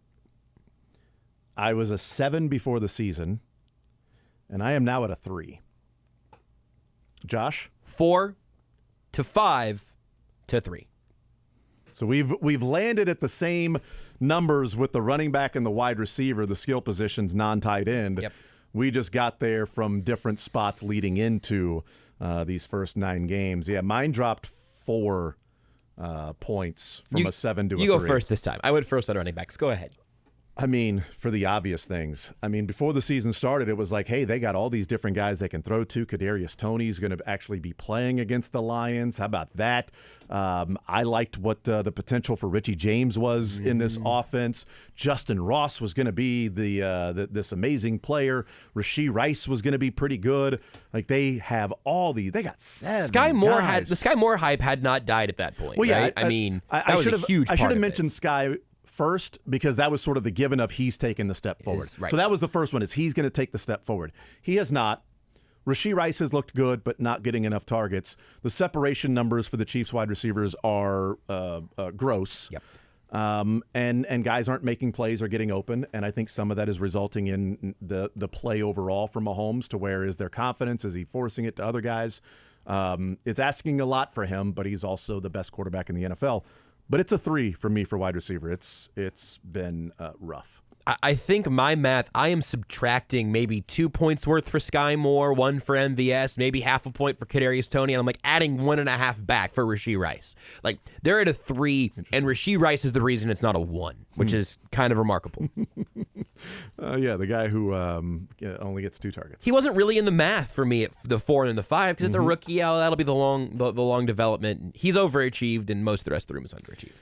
Tight end, I went from a 9 before training camp, an 8 after training camp before the season started, back to a 9 at the bye. The reason I went down at the time was Fortson's injury, not knowing what they would do with 3 tight ends or keeping 4 no matter what. Is Bushman going to be a part of that? But seeing how the tight ends have been utilized, Travis Kelce is still looking like, Travis Kelce. I think there should be more trust from Patrick Mahomes to Noah Gray. I think him being a bigger part of the offense could be a level of development and improvement for the second half of the season. I mean, one of the scripts was to get Noah Gray open downfield and a big 20-yard catch for Noah Gray. I think there's more of that for Noah Gray this season. We saw that early on when he was breaking tackles and picking up yak. I'd like to see more of that. So I went 9-8-9. I went 9-8-8. It didn't makes fully sense. rebound. I do think they missed Jody Fortson as a pass catching option. You talk about red zone struggles all the time. Not that they ended up making him a 15 touchdown guy or anything, but I am bummed that he's not a part of this roster.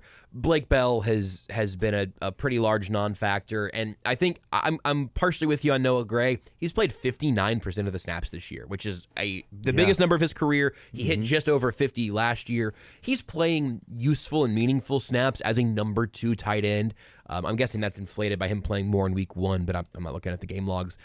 I would like to see there be a little bit more of a secondary option there, and Travis Kelce just sort of continuing to age is a factor, but they still have the greatest head end of all time. So I'm at it at 8 now, back where I was pre-camp too, or pre-season. I'm going to call an audible here. Okay. And the plan was to do the offense in this segment and then the defense in the next segment. Okay. I'm going to move the defense to after Matt Verderame. That makes sense. Because I think we'll all be in agreement of what we've seen from this defense so far and the improvements that we may have had them at. I want to spend the next segment talking about the offensive line. Love it. We'll do that coming up next.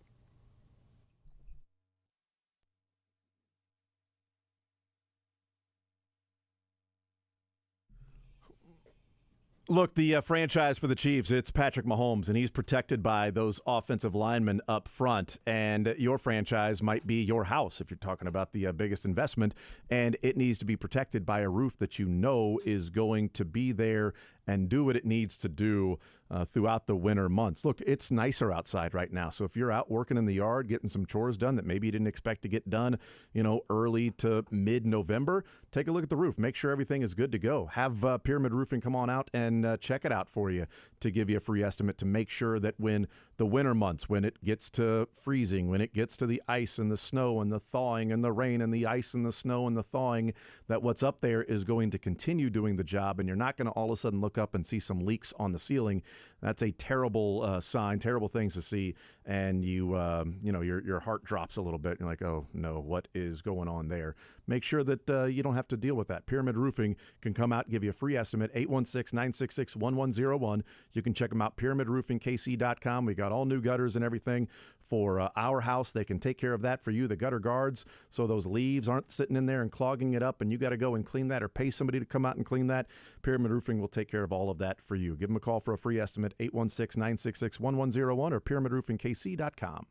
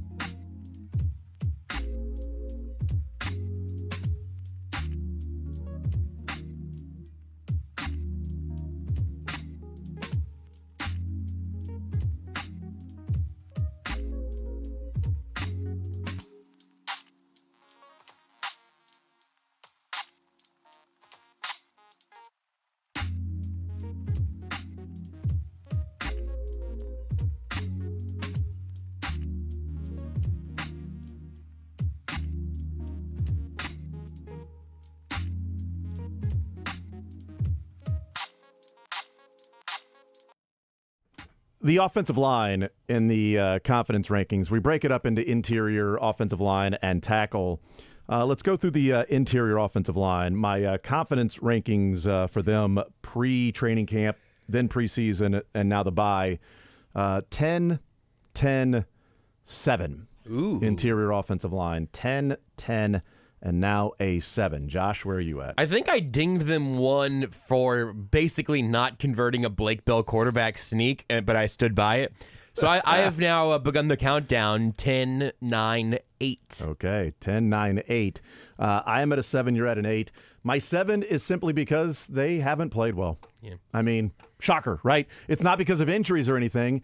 If you'd have told me at the bye week you're going to have a 7 confidence in the interior offensive line, I'd have said, okay, how long is Allegretti playing in place of whoever? Yep. What's the outlook for whoever got injured? And that's not the case. It's just that they have had their struggles with twists, with stunts. And in the run game, Joe Thuney's getting walked back a little bit too. I mean, he's still a good offensive lineman. But in the last couple of weeks, he's had some guys control his block and be the ones that dictate which lane they're going to go and fill. And that's concerning moving forward because he costs a lot of money. So right now at the bye week, I'm at a 7, which isn't terrible for an interior offensive line. It's just not are they the best interior offensive line in football like we were discussing? They are not playing like that. And Joe Thuney next year's cap hit is going to be $27 million. Yes. I mean, you got him another year for sure. It's pretty much locked in there. So yeah, I frankly think going the distance between 7 and 8 here is for me ends up being almost negligible because I don't disagree with anything that you said. I think I'm maybe doing a little bit of investment in pedigree, but like if I wanted to say maybe they're playing through an injury, we've seen Joe Thuney play better football with a broken hand. Like something is not quite right now that I'm sure we'll also touch on with the tackles. But it's odd beginning to lose a little bit of confidence in that unit. Offensive tackles, pre-training camp, I was at a 4. Post-training camp, I was at a 6. Bye, I'm at a 5 for the offensive tackles. Josh? So you at 4.65? 4.65. I've now found the middle. I am 4.75. So I'm right around there also. Yeah. A 5 is sort of average, right? And I think this is a pretty average group. Once again, I don't feel great about the Juwan Taylor deal. Donovan Smith is pretty much performing how we thought. Still think he's a better value than Odell Beckham. Oh, God, I just did it. Or I gave Kent a bad time for saying Odell Beckham. Orlando Brown Jr. I think he's a better tackle than Odell Beckham Jr. That's what I said, too. But I said I think Odell's a better receiver, but Donovan Smith does have a 1-catch, 1-target. That was Kent's point, so we've gone back and forth. 100% catch rate. I'm a little bit... I'm whelmed by the tackle play to this point and the communication being a big part of it. I would like the ability to stop some stunts and some twists to be better. I would like the Chiefs to not have to chip and double on passing plays for their tackles as much. And if they have to do that, I'd like the run blocking to be a whole hell of a lot better than what it has been. Everything's too tricky to actually trust your run blocking. That's the exchange you make with these guys are much better in pass blocking. Okay, well, then you'll sacrifice some in the run.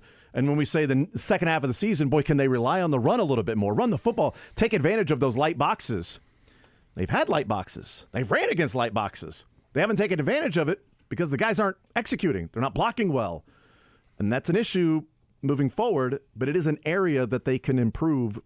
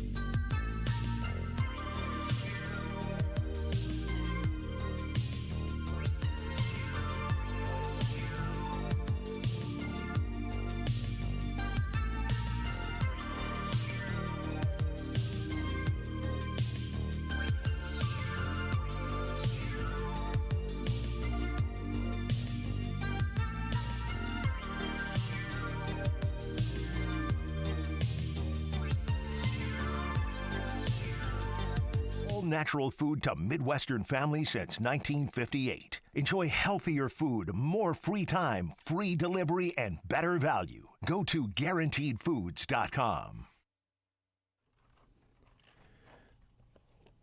All right, we continue on this Thursday edition of The Zone. Jason Anderson with you, Josh Briscoe, Drake. An hour from now, we'll play a little sports or leisure presented by Johnny's Tavern. Let's talk some NFL football with Matt Verderam from Sports Illustrated, joining us here in The Zone. Matt, what's up, man? How are you, sir?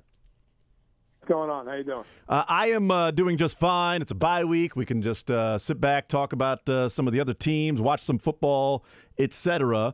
But the Chiefs hit the bye week sitting at 7-2. How do you assess the first half of the season for this Chiefs team, where they are now versus maybe where, even record-wise, maybe where you thought they were going to be looking at it and predicting what these first 9 weeks would be? You know, I think it's about perspective. You know, if you ask most fan bases around the league how they'd feel about being 7-2 and first in the conference, they'd be pretty elated. If you ask a lot of Chiefs fans right now how they feel about the Chiefs, you'd probably get a mixed bag. And I think that's justified because the Chiefs have Super Bowl aspirations. And at times they've looked like a Super Bowl caliber team. And at other times they've had a Super Bowl caliber defense and an offense that looks like it can't get out of its own way. But overall, you know, I did grades for the AFC teams for SI. I give the Chiefs a B+. They deserve that based on the fact their defense has been great. Their kicking game has been great.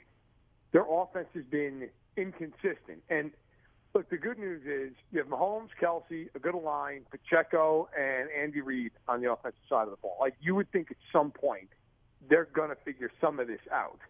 And if they do, they're the best team probably in football. But, you know, look, they're right where they need to be. And the schedule on the back half, they have 3 tough games. They got 5 games they ought to win, and they should be in pretty good shape.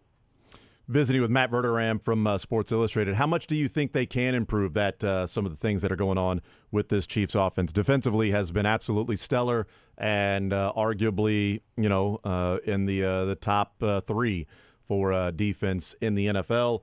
But offensively, they have a great quarterback and a great mind in Andy Reid. Personnel-wise, do you think there's improvement on the horizon, potential improvement on the horizon? I think there is from the following standpoint. Look, they've turned the ball over 17 times, which is right at the top of the league in terms of the most turnovers. At some point, you would think that they're going to mitigate that because a lot of it's been Mahomes. I mean, a lot of it has been, fumbles, had some picks, some of which have been fine. The third down the field throws, you'll live with that. But some of them have been uglier interceptions. I would think that Mahomes will just play better as the year goes on. You know, I mean, look, by most player standards, he's been great. Hell, he's the MVP favorite right now in a lot of books. By his standards, he's been okay. Hasn't been bad. Hasn't been great.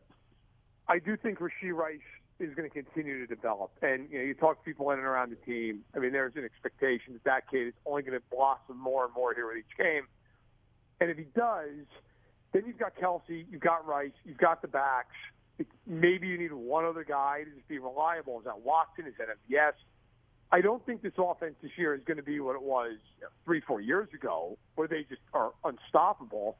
I do think there's a world where they can be efficient and score, about 27 a game, something like that, be a top 5 offense. I do think that's in their capabilities. So the biggest thing with them right now, they've got to improve on 3rd and short. That is just a killer of a down for them. And they've got to stop turning the ball over. If they do those 2 things, just that alone, they'll be in a much better position. Visiting with Matt Verderam from Sports Illustrated. They beat Miami over the weekend, and, last week we were talking on the show about, the Chiefs trying to bounce back from the Denver Broncos game, and they don't have many stinkers in back-to-back games. They typically come out, play pretty good football if they feel like they let one get away or they didn't present their best effort or they just didn't play well.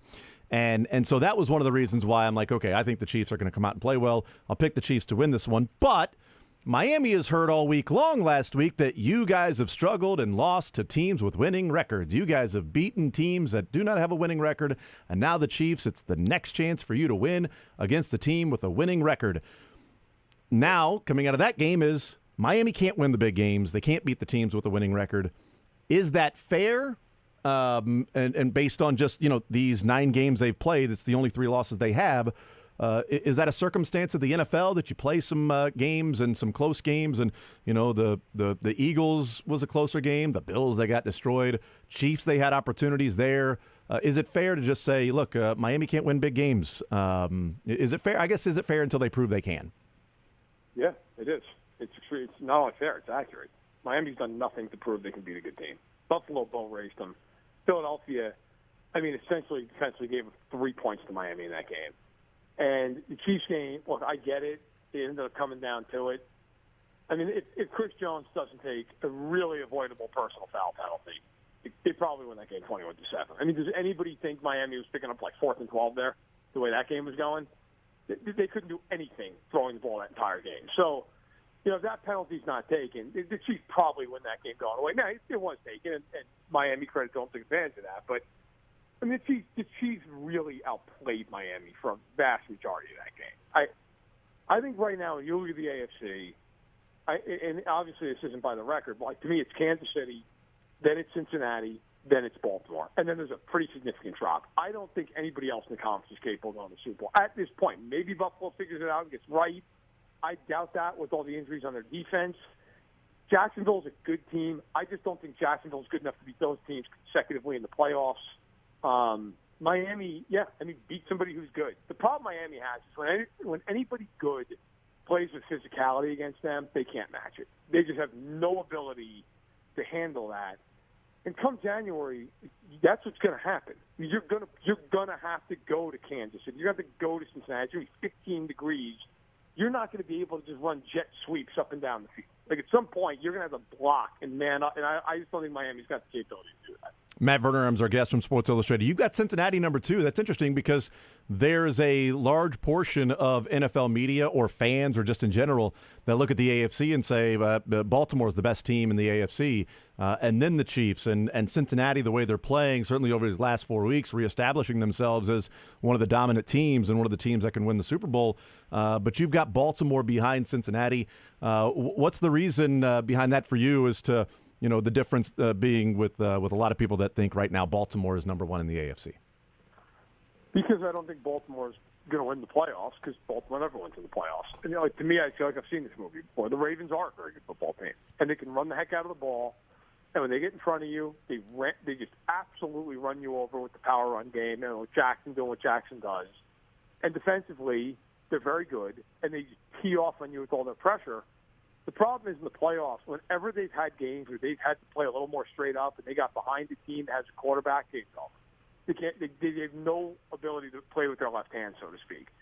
I look at the Bengals and say, if that team gets down 10 points in a playoff game, they're far from out of the game. They could be down 10 points with 5 minutes left. They're not out of the game.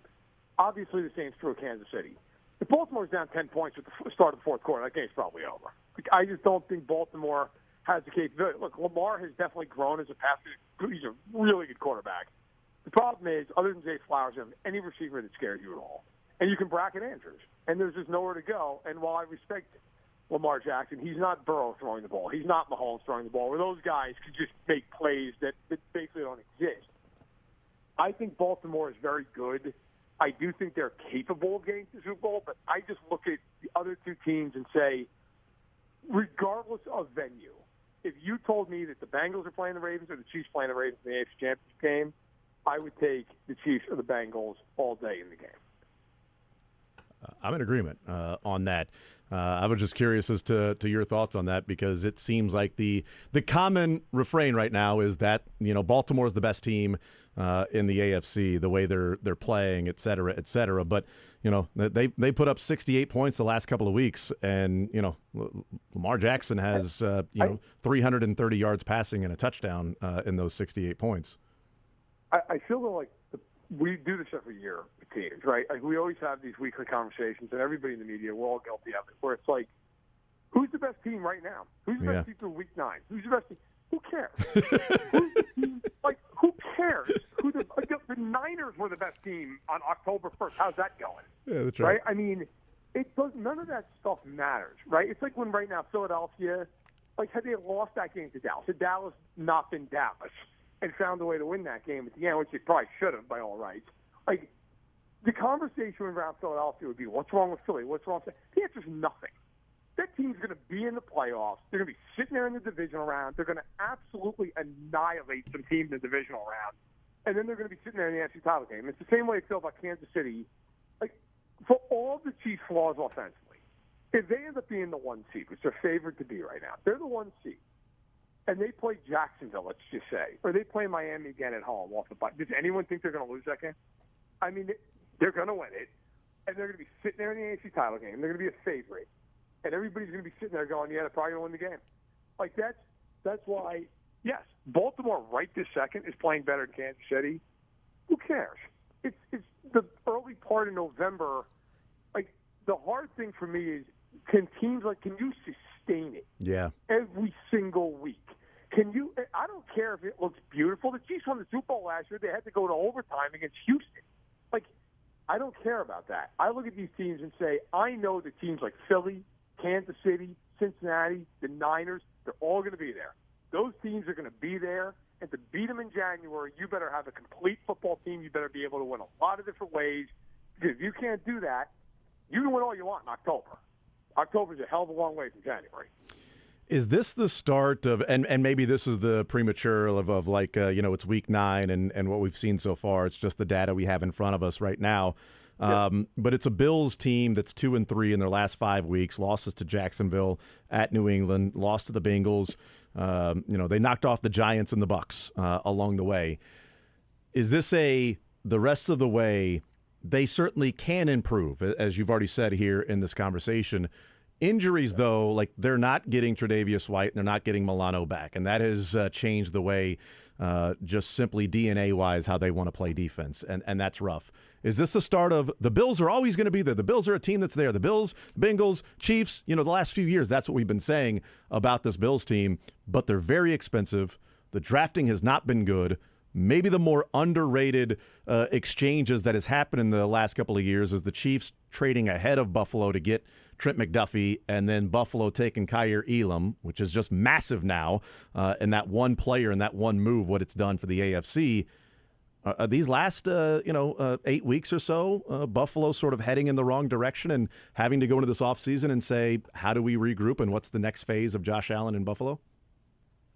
Look, Brett Veach making that trade to take Trent McDuffie changed the entire course of the AFC. Because McDuffie right now is as good as anybody in the NFL.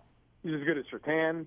He's as good as Gardner. He's as good as all of them. I mean, he is that level. I don't know if he'll be an All-Pro this year, but he should be. And L'Jarius Sneed's not too far behind him.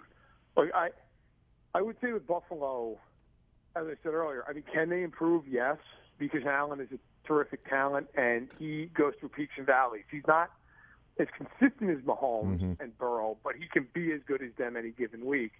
Look, the problem the Bills have is, for anyone who hasn't looked at their schedule is an absolute gauntlet. I mean, you got 8 games left. They have to go on the road and play Kansas City, Miami, the Chargers, the Eagles. They're home to Dallas. I mean, you're going to have to win like a decent amount of those games to make the playoffs. I still think they will make the playoffs. The problem for them is defensively, those guys that they've lost, Jones, White, Milano, they're not coming back. And against teams with great quarterbacks, you're just a sitting duck. Like, I don't know how you get defense, any kind of wins on defense out of it. And the other problem is quietly, nobody's really talking about it nationally.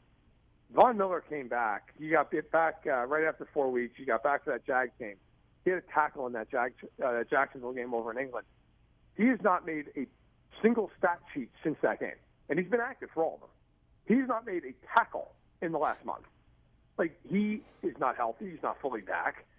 And he's on a 6-year, $120 million contract. He's not on the stat sheet every week. Kaiir Elam, their first-round pick a year ago, has been inactive every week. I mean, it's just, you're to a point with Buffalo where that offense has to be perfect. And really right now, it's just so difficult for them. Look, I think they'll be in the playoffs. I don't think they're going to be a team making a deep run in it. Yeah. Right now they're sitting outside of the playoffs, and that's because the entire North is in the playoffs, which I don't think will be the case, that the entire AFC North is going to make the playoffs. But you never know. I mean, that schedule for Buffalo, you're right. I mean, those 4 road games and then home to Dallas. I mean, you lose to Dallas and Philadelphia, you're not helping another AFC team while you're losing those games. You're just simply losing. Or and so we'll see what happens the rest of the way. Matt Verderam, Sports Illustrated, is our guest. The memo that went out from Adam Schefter, Josh and I have yet to talk about this and address it in any more than just simply saying it, but they put out the memo that juniors now in college who declare for the NFL draft are eligible for the Senior Bowl, the East-West Shrine Bowl, and the HBCU Legacy Bowl if they're invited, obviously. Why do you think the NFL went down this route? And do you like the move that they made that now some juniors can be in some of those bowls, those showcase games? I do, on the whole. I go to the Senior Bowl every year. I'll be there again this year for Sports Illustrated. And so I do, in the sense, look, you're going to see a better group of talent. I think the reason it happened was agents and teams have been lobbying the NFL essentially for years. Like, look, we would really like to see a fuller picture of the draft class, if you will, by having some of these guys at these events. I think it's a good thing that now the Shrine Bowl is more of a I don't want to say a full-blown event, but more of a notable event because you now have space for more players to really be seen. Of course, HBCU that's something that I think is only going to grow over the years.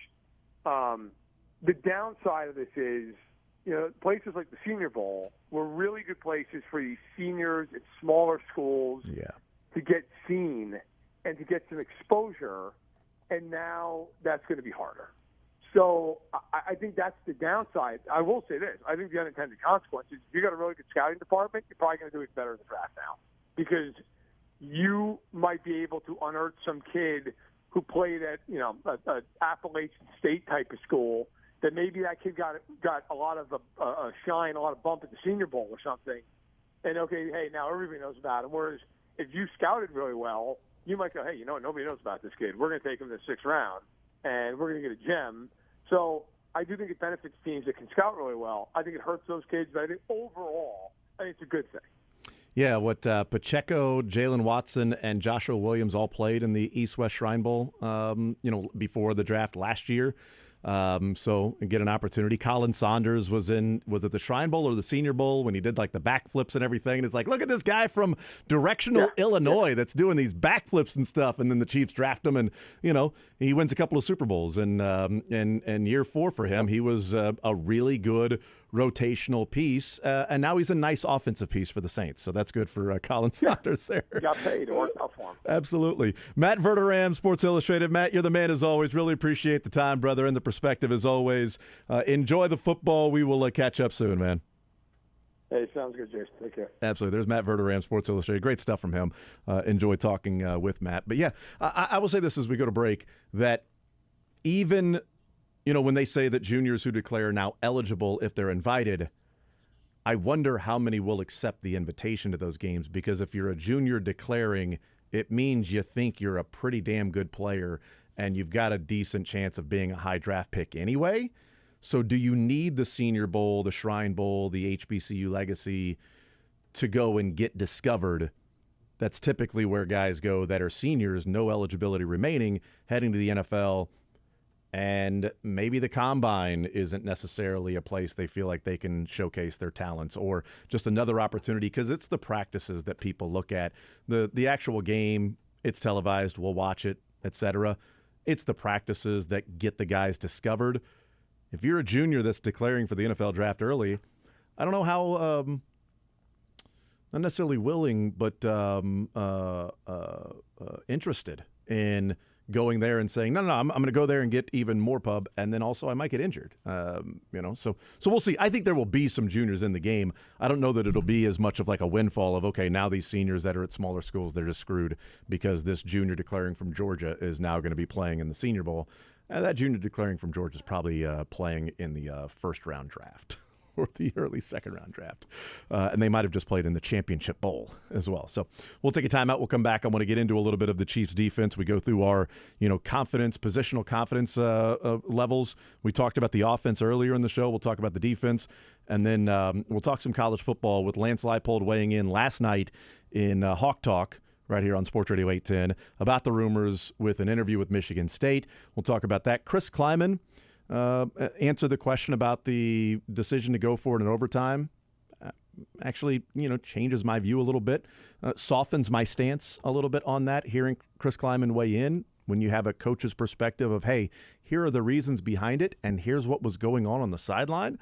That was interesting, so we'll talk about that. And also, 2 of the 3 local teams wrapping up Coach of the Year awards in their conference. One of them has. The other one, I think, deserves it, but may not end up getting it. We'll do all that before the hour is over. More Zone next.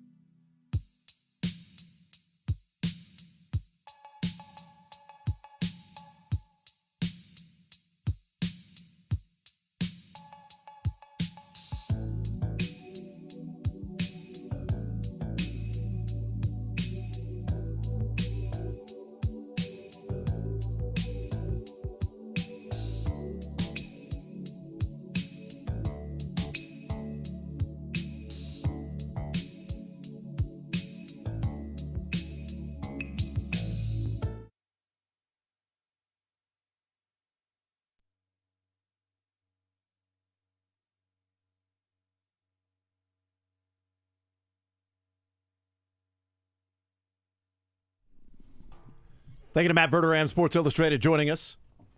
We continue right here on Sports Radio 810 WHB. Thank you to Google Fiber being a part of the show as well.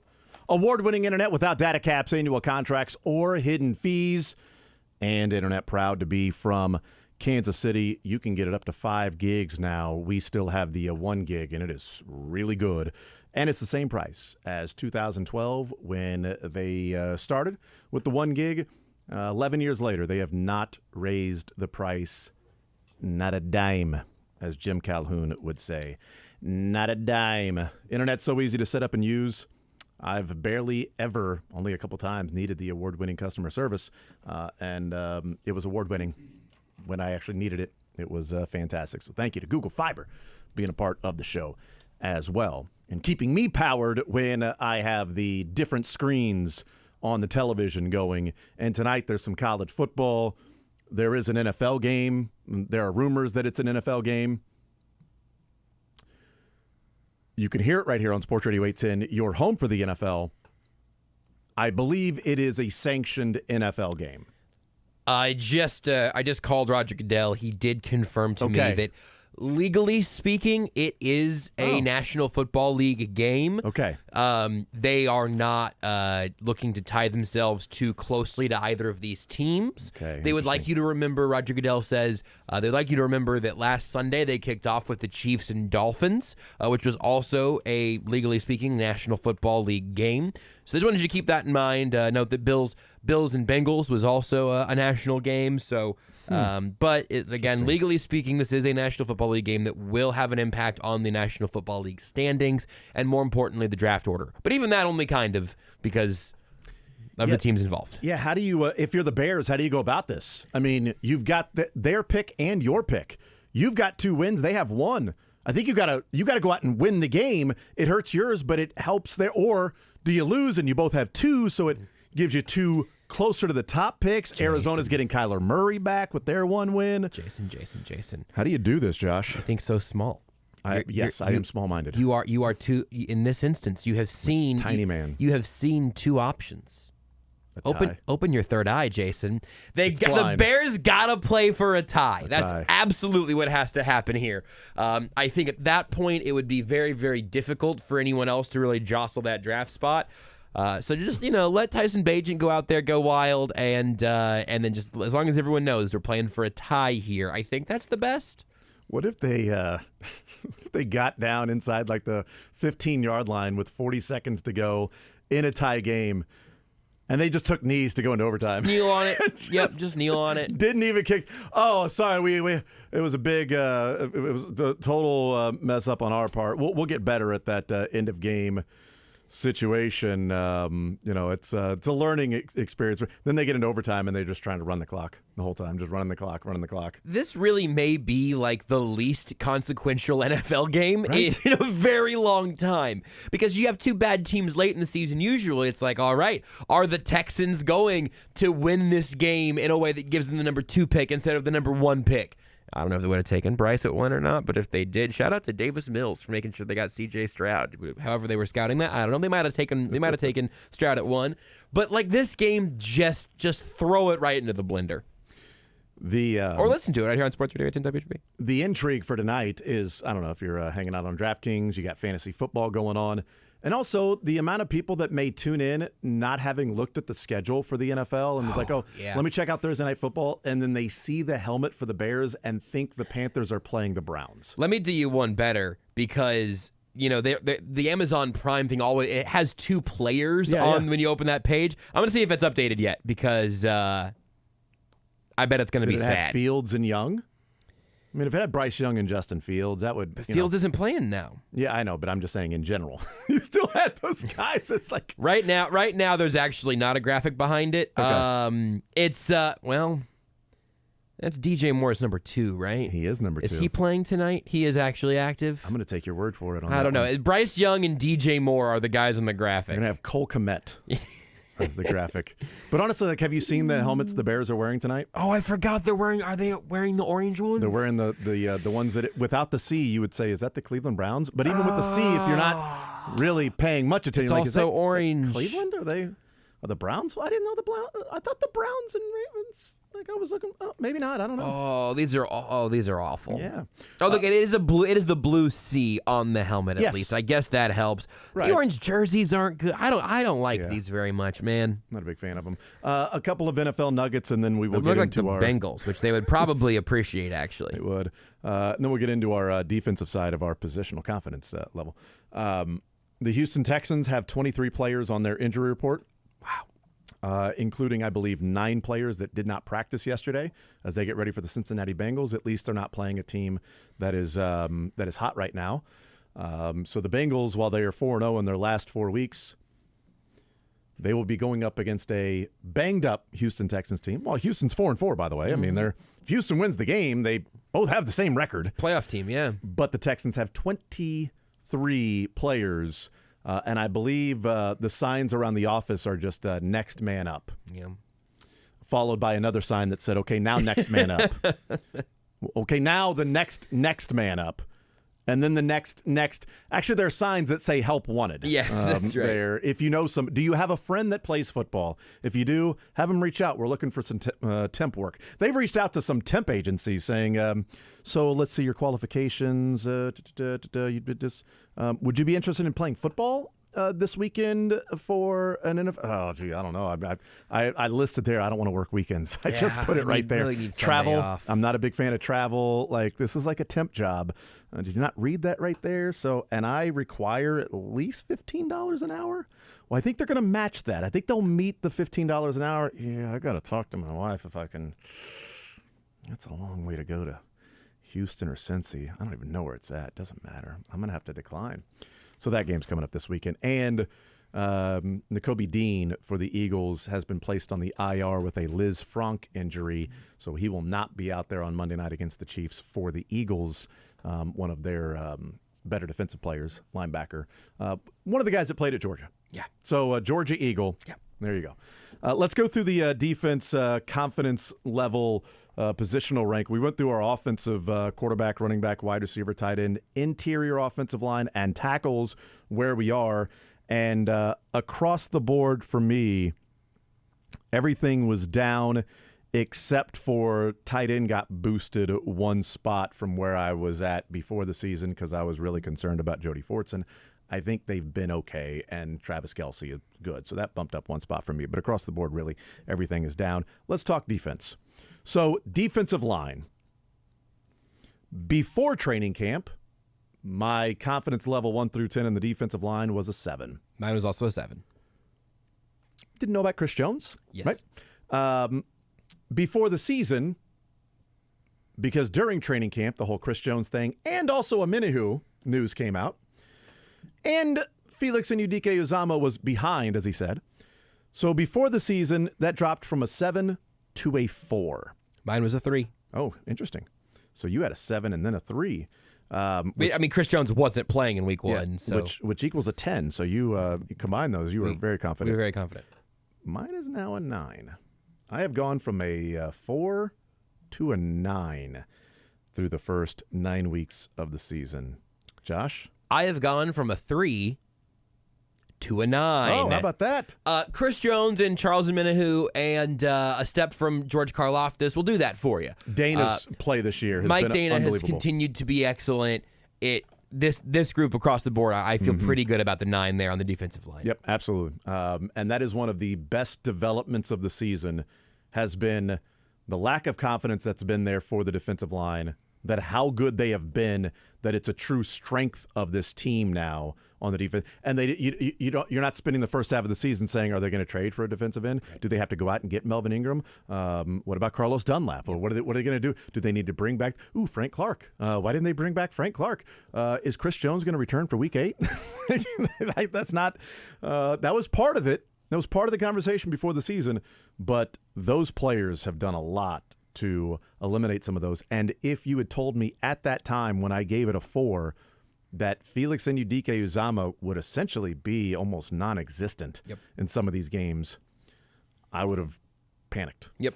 Healthy FAU, not playing many reps, if at all. Okay, bad news.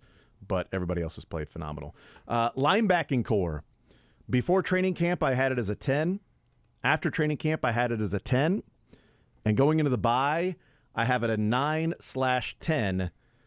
A 10 in my confidence in the season and how they're playing, a 9 because of Nick Bolton being injured, but Nick Bolton coming back, so therefore it's still a 9 at worst. If Bolton was out for the season, I might drop it a level because now you're talking about the depth that gets pressed there, but 10, a 10, 9.5 or 6. Josh? 8 to a 9 to a 9. A 10 was reserved for preseason Mahomes, and so we'll see if we end up crossing that bridge. But it is, the dinged up Nick Bolton can affect it some. But Leo Chanel's taken a step that I wasn't sure we were going to see at the NFL level. He had all the physical tools, but figuring out how to piece that together was one thing. Drew Tranquill, we were optimistic about, but hadn't actually seen him play in a Chiefs uniform yet. He has been tremendous. Willie Gay is having a career year, contract year, whatever you want to call it. He's been fantastic. So I think a 10 would be appropriate, but I went ahead and left it at a 9 with the step up from a few guys, completely offsetting some injury issues for Bolton. Yeah, that totally makes sense. Totally good with it.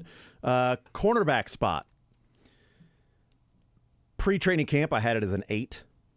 Post-training camp, a 6. And that was mainly because of the Jalen Watson, Joshua Williams. Are they reading their press clippings? We heard that from Dave Merritt. Steve Spagnuolo been a little disappointed in what he's seen from Watson and Williams. And now I'm at a 10. I'm at a 10 for the cornerback spot. The defense is pretty high on for reasons, but I'm at a 10. Josh? Very similar path from a preseason 8 to a pre-camp 8 is what I should say, to a preseason 6. Same exact thing. We've talked about Watson and Williams and the concerns there, to a 9 right now.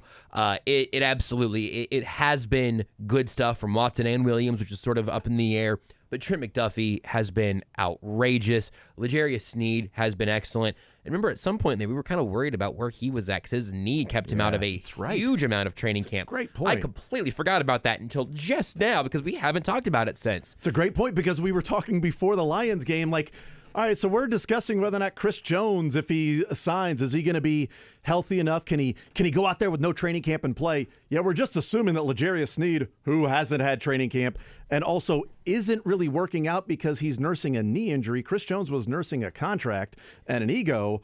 L'Jarius Sneed was nursing a knee, so how much stamina would he have? And then he goes out there and plays every snap. And I was fully accepting that we would just have a year of him being limited off and on all season, and that hasn't happened. Me too. I think maybe he was still on the injury report like between weeks 1 and 2 or something, but it has not been a consistent thing. Yeah. So it's a 9 instead of a 10 just because it's a volatile position, and I'm afraid to give out 10s, but the cornerbacks are fantastic. Yeah, it feels like you and I are agreeing on a lot of things. It's just sort of you're a little more principled and not giving a 10 unless that name is Patrick Mahomes. He got a 9.99 right now. So I'll give you once we do the safeties, I'll tell you where revisit the full picture here. I did all these one at a time, but I'm happy with where they're at. All right, safeties before training camp, I had it as an 8. Before the season, I had it as an 8, and now 9 games into the season, I have it as a 10. This is one that I'm tempted to adjust. But I was a pre-camp 6, decent little turnover. Don't know about Mike Edwards. Right. Brian Cook having to take a much larger role. But my confidence grew during training camp to an 8, and now I have him at a 9 because Mike Edwards has been an excellent third safety. Brian Cook has been. I expected some drop-off from proven, definitive Juan Thornhill to Brian Cook getting a lot more on his plate. He's been fantastic. Justin Reed hasn't been perfect, but he's been very good. It's really a very, very solid unit. So I very surprisingly have given a defensive unit a 9. And Mike Edwards has been a revelation for this team. Yes. And an underrated signing. And we talked about it at the time. He did not have a good year last year. And I had said that my hope for Mike Edwards and why I like the signing is that before last year, when he was a third safety, he played really good football. And then last year, with some movement there with the Bucs, he moved into a starting safety role. And he was a little overexposed. The Chiefs will now keep him as a third safety, unless there's some injuries, but he's a third safety. And I like the thought of him going back to what he was the first 3 years in his career. That was just sort of a ball hawk that was expected to do a few things really, really well and not be the jack of all trades as a safety has to be when you're out there. And Steve Spagnuolo has tapped into the things that Mike Edwards does really, really well. So, that's gone from an 8 to a 10 for me. So, I gave out only 2 10s and 3 9s.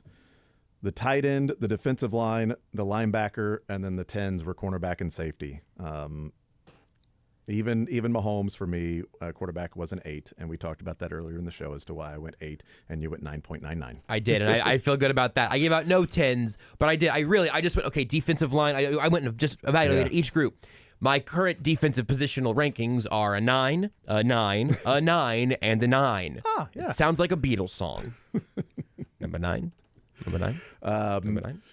Will this defense be an issue for the Chiefs this year? 9. Yeah, that's right. We learned a little bit of German. There you go. Just in time for this exercise. We'll take a time out. We'll come back and let's talk some college football. We'll hear from Lance Leipold from last night's Hawk Talk. Chris Kleiman weighing in. We haven't played this clip yet, but it does soften my stance on the going for it in overtime. We'll do a little bit of that coming up next.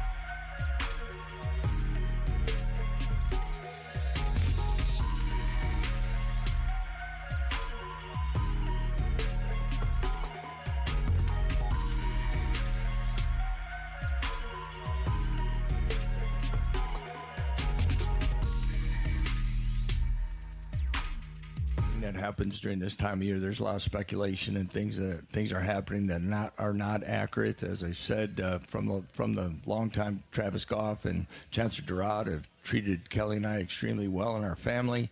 And it is our plan and expectation that we want to be here, and this is going to be the last job that we have. I think KU fans will like hearing that, Josh. I think there's also the out that's included in that with our plans we are planning on being here. I disagree, Jason. I think every time a college football coach says this is their last job, they always mean it. Yeah, they do. Like, I know it's a little cynical. But my coach is different. That's what it is. Insert school here. I actually tend to believe Lance Leipold. If I had to bet on where he's coaching next year, I would bet on Kansas.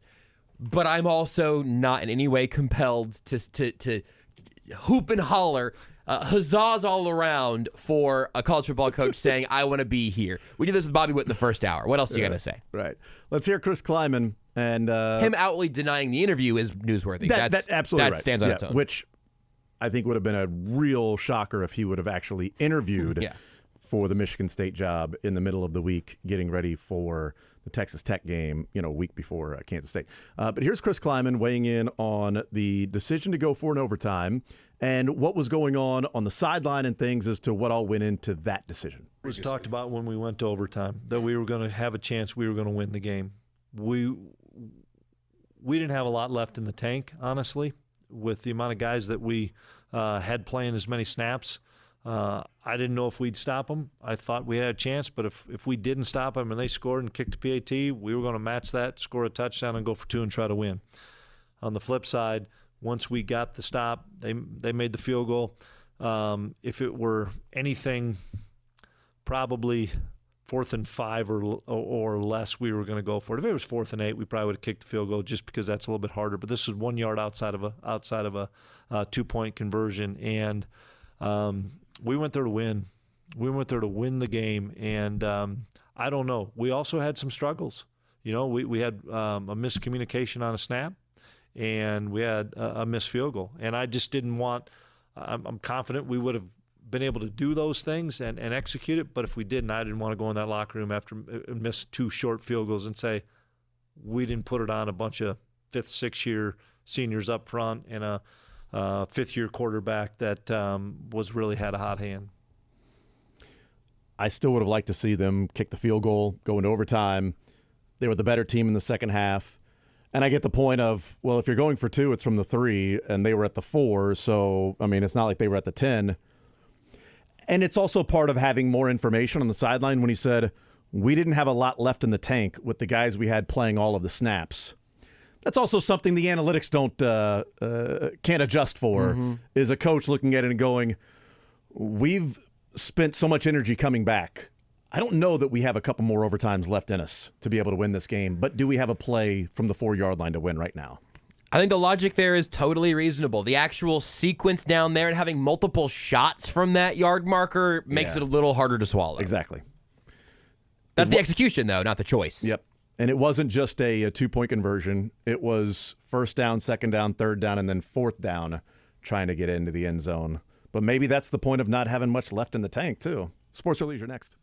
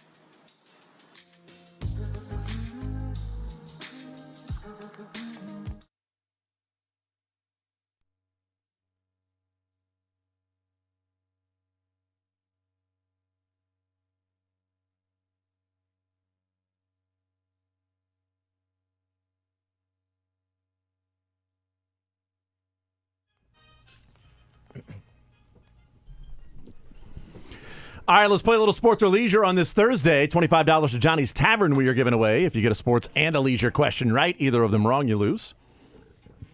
Question available out there. If you know the answer to it, you can call in and request, or if you looked it up, whatever. We give out the answers when somebody has answered it correctly, or we have just simply run out of time to play.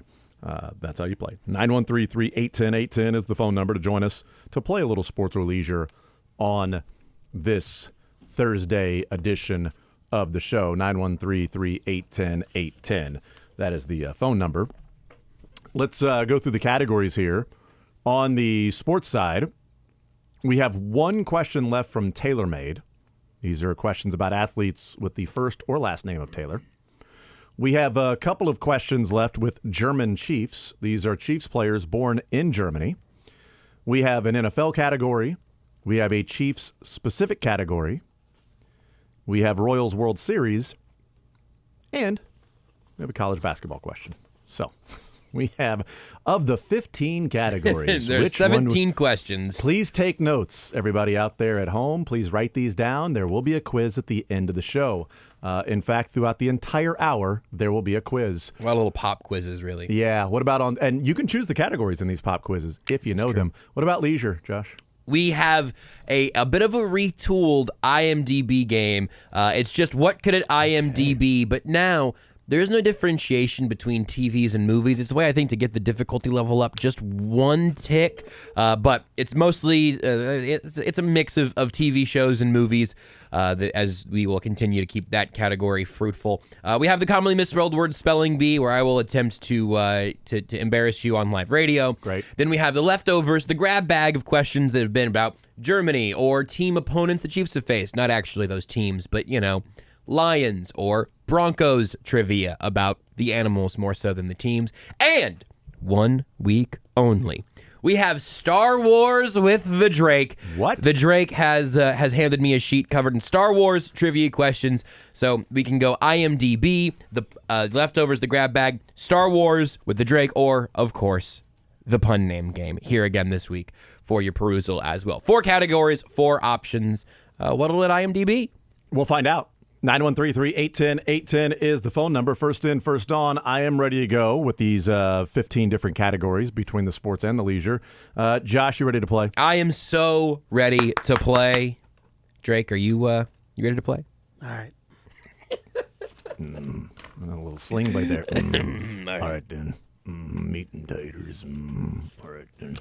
All right, 913-381-810. We go to the phone lines, and first in, first on. Starting us off is Charles, right here on Sports Radio 810 WHB. Charles, sports or leisure, what side would you like to start with? To the leisure, the grab bag. All right, let's hop down to the grab bag.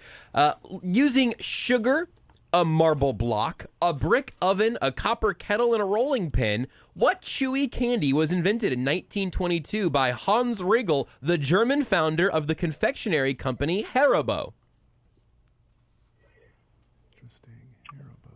Hans Riegel.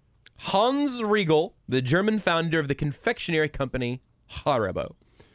What are the ingredients and everything? The again? ingredients are probably going to help you less. I read it with a lot of inflection, but it's with sugar, a marble block, a brick oven, a copper kettle, and a rolling pin. And Hans created this candy, this chewy candy in 1922. Gummy candy, gummy bears. I gotta get that ding. Oh, Drake needs to get the ding. I'll help. I'll help you for now. Sorry to leave you hanging. Ding ding! It's gummy bears. Drake's got to find his ding. Find your ding. I was second guessing myself there for a second. Sorry, I gave Drake the thumbs up, and Drake was like, "Oh, I need to find the ding ding." But yeah, did you know the gummy bears invented in 1922? I didn't know that. Now you know that. Hey, he found his ding ding. Hey, all right, I feel better now. Found his ding ding. Ding ding. Good job with the ding ding, Drake. Nice job. On to the sports side, Charles. We've got 15 different categories and also 7 different subset categories within each category. What are you thinking for your sports side? Sure, I can go through them again if you need me to. Let's try Chiefs specific. All right, Chiefs questions for you. Travis Kelce broke the Chiefs record for yards from scrimmage in the game versus the Dolphins. We know he passed Tony Gonzalez in receiving yards in Chiefs history. But he broke the record as well for yards from scrimmage in the game versus the Dolphins, reaching 10,955, which is one more than Tony Gonzalez. Can you name two of the other three Chiefs players in the top 5 in history in yards from scrimmage? That is rushing and receiving. We know Travis is number 1. We know Tony is number 2. Two of the other three in Chiefs history, yards from scrimmage. Nobody else at 10,000, but a player pretty close to 10,000. But two of the other three. Let's see. See what we got. Top 5? Top 5 all time. Do you have guesses, Josh? I do. I got a couple percolating. Oh, okay. But I don't have slam dunks. I got guesses. Okay. I'm going to try Jamal Charles. He is number 3 behind Tony Gonzalez. So well done. They're the top 3. One more, either number 4 or number 5 in yards from scrimmage all time in Chiefs history. The Priest Holmes, hopefully. Priest is number 4. Okay. Well done. You've got 1 through 4. Want to throw a dart at who number 5 is? Number 5. Josh, you can weigh in as well on this. Those are my two best shots. Drake cannot because he's got the answers in front of him. Yes, but anybody want to throw a dart at number 5? That's why I didn't say name the rest of the 3. I'll just tell you, for time's sake. John Baldwin? So close, but it was not. It was actually Sylvester Morris. It was a Slimo. Otis Taylor. Otis Taylor. Okay. Otis Taylor, number 5 all time. How far ahead of Tyreek was he? That's a great question. I did not look outside of the top 5. I'll go poke around. I wonder where Tyreek is going there. Why don't you go poke some things? All right. Whoa. That is a winner for Charles right out of the gates. That's a leadoff home run right there. Charles, well done. Congratulations. We'll put you on hold. You'll talk to Drake and get you information. Thank you, sir. Sweet. And one question. Who's Taylor Swift? She's so it's an actress. She did some small bit parts. That's not the right tackle? Oh. People kept talking about Taylor. I don't know. Oh, interesting. Look, Okay. I know Taylor has a lot of money to play right tackle. That was a major topic of conversation. Exactly. Charles, thank you, sir. Appreciate it.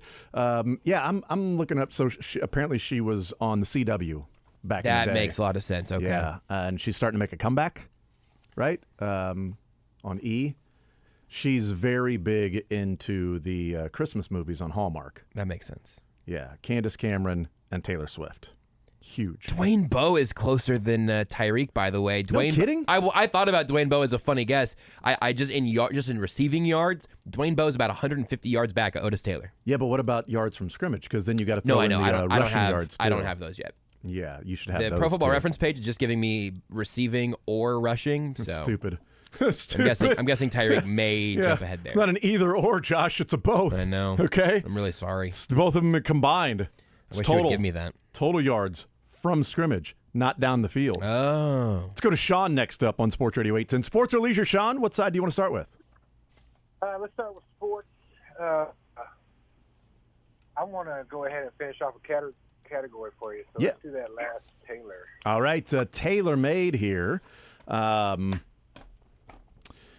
This now retired NBA player and former Jayhawk, 4-year starter, helped get Kansas to the national championship game versus Kentucky. National championship game with Kentucky. 4-year starter, played in the NBA, retired now. Nice little career. Also, the phone number is 913-381-810. For those wanting to play a little sports or leisure. Where you at in the total yards? Otis Taylor had 7.5 thousand. Larry Johnson 7.4. 7.4 thousand or 7,400? 7,400. 7.4K here. Okay. Tyreek Hill 7.3. Dwayne Bowe 7.2. Okay, yeah. And Podolak 6.9. Nice. Otis Taylor's at 7,467. So maybe rounding up so here right, on stat So news, right but behind him was like Larry Johnson and Tyreek. Interesting. just a few yards apart for Larry Johnson and Tyreek Hill. Wow. Close to Otis. 75 yards. What year was that? when they played Kentucky in the national The championship year they game. played Kentucky. I was there at that game, covering it. Ohio State was there too. So was Louisville. It's got to be. And this guy has a first or last name of Taylor, not Swift. Only guy I can think about is, I think it's Tyshawn Taylor, maybe. It is Tyshawn Taylor. Wow, that is maybe. correct. Wrapping up the tailor-made category, Tyshawn Taylor, four-year starter at KU, and was a big part of that national championship game against Kentucky, and what would be the number 1 and 2 picks in the draft that year with Anthony Davis and MKG. Either way, on to the leisure side. You're tailor-made for a leisure question now. What category do you like? I haven't did the spelling in a while. Let's try to spell a word. Give me a hard one. I'm going to give you a hard one here. How about parliament? Parliament. That'd be PARLIAMENT.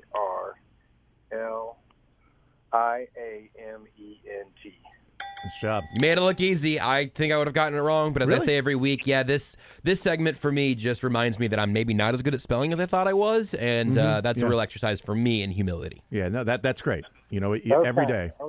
That was kind of easy. You want to give me another one? Yeah, sure. Wow. Yeah, It's yeah. like, I don't even want the damn card unless I get a tough one. Challenge me, Josh. Challenge me. Onomatopoeia. I think you'd have onomatopoeia also. I need to start using like the 7th and 8th grade words instead of the ones for most of the kids who call in and get nervous when I ask them to spell quadrilateral. Easy one. It's also pretty easy. Me. I was told this game was called Everybody Wins, and so I got some nice, easy spelling words for most people, Good for you. and here we Good are for you. now. You know what? Don't apologize. Don't apologize for being a man of the people. You could say don't coalesce. Ooh, that's a good one right there. That's a good one. I think Coach I would have Jones. gotten that one. Good one, Coach Jones. Either way, Sean, we'll put you on hold and get your information. Congratulations. Thank you, guys. Absolutely. Your gains at Johnny's Tavern are incalculable. Also easy. Yeah, I think that one's also easy too. Let's go to Craig next up on Sports Radio 810 WHB. Craig, sports or leisure? What side do you want to start with? Hey, guys. What's up? I was the guy that my boss called when I was on hold with you guys. It happens. We don't have to worry about that. He fired me last Friday. So, Okay. Is that real? Wasn't because of us, was it? No, it is actually, and it's a good thing. Oh, well, I'm glad it's a good thing. That's a good way of looking at it. Yeah. I'm sorry that happened, but You got to stop calling into sports shows. You know. he fired you because you called into the zone. Couldn't help but notice on Thursdays around 1 o'clock, the same number keeps popping up here on our caller ID. You have any explanation for that? Yeah, $25 to Johnny's. Let's lose again. All right. World Series stuff, I think, was one of yours. Yeah, Royals World Series. It's a category. Is that what you would like? We'll try with it. All right. More recent or looking back to 80 and 85? 80, 85. Okay. 80 and 85. Well, these aren't specific to 80 and 85, but I kind of just gave away the answers there. So the players you might be looking at. Narrowing this one down. There you go. Buddy Bianca. He's not an answer, but it might be in the next one. Let's see. All right. Royals have had a World Series full series. Three Royals players have had a full World Series with an OPS over 1,000. So there are three Royals players that have gone through the full series. So that would be the 7 against the Cards and the 7 against the Giants and the 5 against the Mets, etc. In that full World Series, there are three players who OPS'd over 1,000 for the World Series. Name one. All right. Is this supposed to be easy? Well, I mean, I think it's kind of easy when you asked for, and I said, let's look at later on, and I just looked at the answers, and I'm like, oh, well. Then I looked at the question after that, and the fact that I told you it's from the 80s makes it a little bit easier to me. George Brett. That is correct. George Brett would be one of them. Bless it. All right. Yes, that's right. George Brett is correct. Oh my God, I'm loving. I'm going to donate my winnings to charity if I. All right. You know what? Give it to your boss to try to get that job back. You know. Don't celebrate before the 1 yard line, man. I'm exactly nervous right. about Yes. you dropping the ball. You know. I'm working for the competition. I'm going to bury that cockroach. So. Hell yeah! Look at the scoreboard now, cockroach. The other two, let's by the do way. IMBD. Hold on. The other two. From The other two Scarface. players, I believe, from the '80 World Series was Willie Aikens and Amos Otis. Those are the three. Amos Otis, Willie Aikens, and George Brett are the three Royals players to have an OPS over 1,000. What about IMDb, Josh? He already gave you the category. Yes, on the IMDb synopsis, here's the one I got for you. An insomniac office worker and a devil-may-care soap maker form an underground crew that evolves into much more. Yeah, it was written by that guy Chuck. They blow all the buildings down. You got to give this to me. You got it. Yeah, I'd be happy to give it Fight to you. Club. Yeah, Fight nice Club. God. And I was the guy that messed up the other dude's name, and I got kicked off the air for calling him the late Meatloaf. Craig, you have had just a phenomenal run of sports or leisure. Beyonce. You know what I said on there. Beyonce and Meatloaf. That's correct. Yeah. Yes, Fight Club, which one of the reasons why you got fired is because you started the Fight Club at your previous job. So, All right, gentlemen. Craig? I forfeit my earnings to Johnny to the next guy that wins. No. Well, we give these to you. I'll let you and Drake can figure that out. You guys. All right, I'm going to take it then. Okay, you absolutely should take it. Darn Craig. right. Craig. Thank you, gentlemen. Absolutely. Thank you. pleasure. Yes, absolutely. It's all on this side of the table. Man, all I was over here, I Craig. was so worried we were going to have Yeah. to give him a bad buzz You know, with it. it's, Thank God. Good job, Craig. That is a It's a needed dub. that is a the package as you got fired, and hey, here's your Your severance package It's a is severance for you here, guy. Go to Johnny's. Go on a Monday. Get it even cheaper. Not this You know what? Monday. I guess no game. You need that golden parachute? Here you go, $25. There you go. Johnny's Tavern. You got it. Golden lunch ticket at least. That's exactly right. You've got the golden ticket. Albert next up on Sports Radio 810 WHB.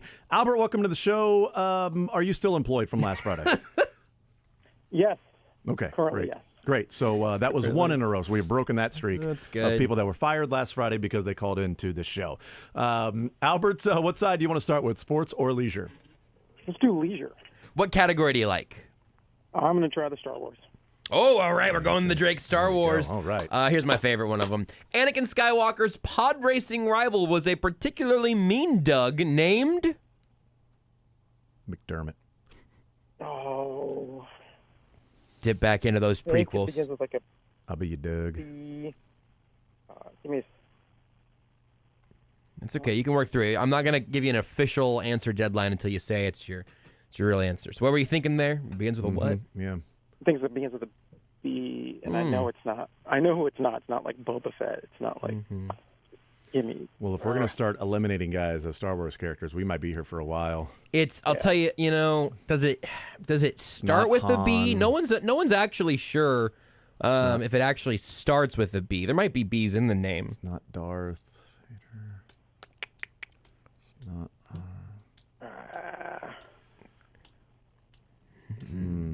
Yeah. Interesting. It's a good one, Drake. May or may not start with a B. Oh, it may or may not. Yeah, Either I mean, one. Okay, if it so- did, I probably would just tell you you're on the right track. Like, yes, it does start with a B, or I don't know if it does. It might not start with a B, but might have a prominent. This question's a B. Couple of B's.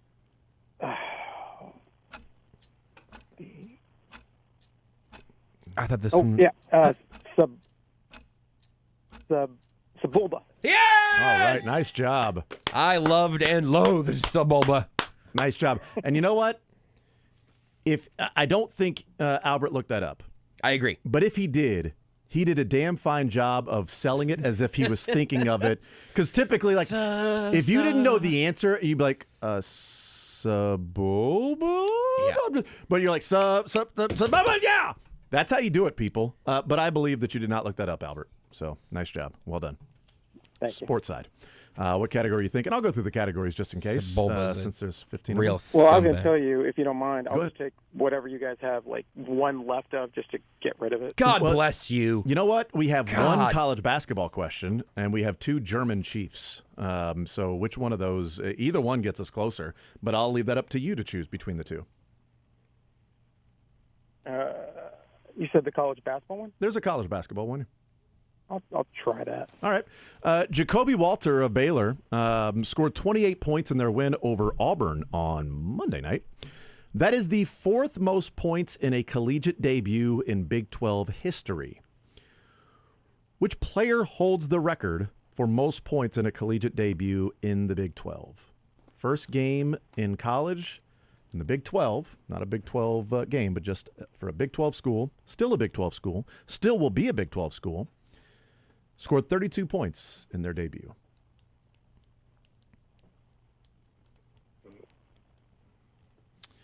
And he is a lot of fun to go and look at the game log of this guy in his freshman year, because the points and rebounds are just freaking stupid with the numbers that are. They're just like video game stuff. So I'm going to go ahead and assume it's not like super old since it was Big 12. So, because my mind was going somewhere immediately, but it can't be it. It's not what? I'm sorry, I didn't hear that part of it.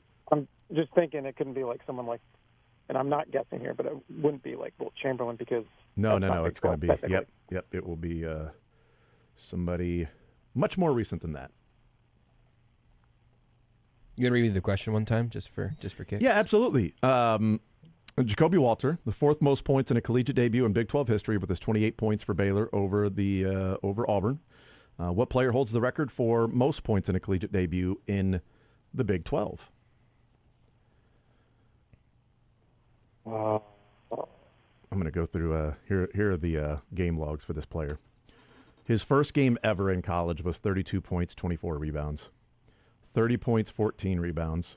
28 and 22. 30 and 10, 30 and 13, 13 and 10 because apparently he sucks now, 24 and 12, 19 and 13, 19 and 11, 24 and 10, 40 and 15, 21 and 10, 5 and 12, 25 and 10, 32 and 11, 29 and 13, 33 and 15, 35 and 13, 23 and 13, 22 and 15, 40 and 17, 17 and 10, 44 and 13, 30 and 15, 39 and 11, 33 and 14, 23 and 11, and then the final game in the NCAA tournament for this player, 23 and 13. Cole Aldrich. No. Oh. Okay. I mean, those numbers are just freaking stupid. I had one guess for what the guy did. I have not been shaken off my one in guess. his 1 year in college, wearing purple. What do you say? Was that your? No, that's my. Oh, that's, really? Yeah. You're dumb. I know. I was thinking about somebody who wears purple now. He wears purple and orange now. He wore just orange originally. I wasn't sure what the debut was like for. Interesting. Okay. A slight. Oh, I'm going to take a guess here. Throw a dart. But I don't think they're part of the Big 12 in the future. But I was guessing. Oh, wait a minute. I think he's going to say the thing you were thinking too, but we'll see. We'll see what it says. Is he going to say the thing? You got to say the thing. Albert, throw a dart. Well, I was going to say Kevin Durant, but I don't think that's right now. That's where I was at. I was thinking Kevin Durant not until Jason snuck in another little thingy there. D. It is not the Durantula. Albert, thank you for playing, man. Very much appreciated, sir. Well done. Thank you for helping clean out some of the leftover categories. Right. That's the most ethical way you can play sports or leisure. 100%. Yeah, that's right. You're helping the future. Yes, God. You're helping people that you are passing it forward. Exactly. More importantly, Yes. maybe you're not helping yourself by taking a more difficult Yes. question, but you're helping the most important thing, this show. Absolutely. We'll take a timeout. We'll come back, and we'll also help the station. 913-3-810-810, playing some playing sports or leisure for Johnny's Tavern, $25. We'll take a timeout. We'll come back, and a couple of open phone lines. First in, first on, 913-3-810-810. More sports or leisure next.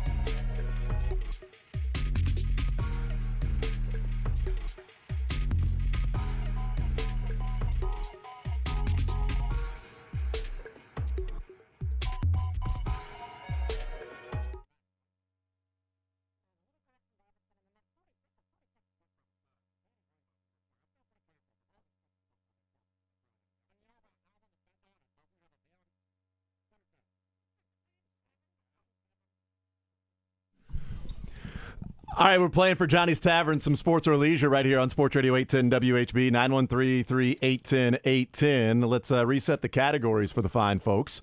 We have German Chiefs, 2 questions there in that category of Chiefs players who were born in Germany. We have an NFL category, a Chiefs-specific category, Royals World Series, and a college basketball question that is out there that has been asked. So, what about leisure? We have what can IMDb, TV, movies, whatever. It's a plot synopsis from IMDb. I give you the synopsis. You give me the title of the product. We have the pun name game. If you know it, you know it. We have the grab bag, leftover questions from previous categories throughout the year. We have Star Wars with the Drake. Maybe 1 week only at this pace. Maybe this will stick around.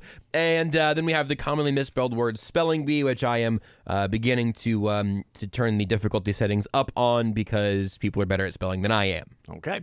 To the phone lines we go. We bring in Shane next up on Sports Radio 810. Shane, sports or leisure, what side would you like to start with? Hi, guys. Sorry What's about up? my voice here, but I would like to start with leisure. And what category? IMDb. Some of these are very silly, and some of these are just, hey, let's do one that maybe you'll just know. Okay, great. Orphaned at the tender age of 9, prodigious introvert Beth Harmon discovers and masters the game of chess in 1960s USA, but child stardom comes at a price. Oh, geez, I got to think of the name, but I know this show. It's on Netflix. That's what this game It's is a really for. good one. I never watched it. I really should. This feels like something I would enjoy. Oh, it was a good. You would like this one. Yeah. I need to watch this. Yeah. But it's right in that space of even if you haven't seen it, you may remember what it's called. I mean, because you know it's a chess thing. And it is a name of a piece. Yeah. Let's see. I can picture the main star, red hair. I can think of, geez, I'm just going to think of his name. I mean, it is a piece. Starts with. I'm She going could move in any direction. Yeah. I think okay. I think I got it. Queen's Gambit. Yeah. We were looking for the bishop's strategy, actually. So thank you for playing. Better luck next week. We were looking for the Rook's Row. We were looking for the pawn's price. Well done. Queen's Gambit is correct. On to the sports side. What are you thinking? I think I'm going to try that college basketball question that's left out there. All right, go ahead and answer that one. The most points in a collegiate debut in Big 12 history. Which player has the 32 points, topping Jacoby Walters' 28 he had on Monday for Baylor? I'm guessing you said you wore purple. I remember you saying that, so that's helping my guess. I'm hoping this right here. I'm going to say Michael Beasley. Michael Beasley is correct with his debut as a Kansas State Wildcat of 32 points and 24 rebounds. Shane, you will head to Johnny's Tavern with 25 points, or $25. You're getting more dollars than he had rebounds. So typically they'd be like, oh, cool, I get $4. No, not Michael Beasley's debut. Well done, Shane. We'll put you on hold and get your information. Congrats, sir. Thank you, guys. Absolutely. 913-381-810. It is still one of the more remarkable things is just scrolling through Michael Beasley's game log for his 1 year in college. 32 and 24 and 30 and 10 and 30 and 13 and 40 and 15 and 32 and 11 and 33 and 15 and 35 and 13 and 40 and 17 and 44 and 13 and 39 and 11 and 33 and 14 and just unbelievable. Take that, Sacramento State. I had to look it up to figure out who he got 24 boards over. Didn't matter. Nah, it's still pretty cool. Jacoby Walter did that against Auburn. I don't care. All right? I don't care either. I don't care. I just was curious. Okay, because, I mean, Beasley had 39 and 11 against Kansas. Huh? Jacoby Walter didn't do that against Kansas, did he? He did it against Auburn. He crap on Auburn. He had 40 and 17 against Mizzou. I don't remember that game. Let's go to Brad next up on Sports Radio 810 WHB. Brad, sports or leisure, what side do you want to start with? Hola, gents. Leisure. What category? IMDb. The story of the story of Easy Company of the U.S. Army 101 1st Airborne Division and their mission in World War II Europe from Operation Overlord to VJ Day.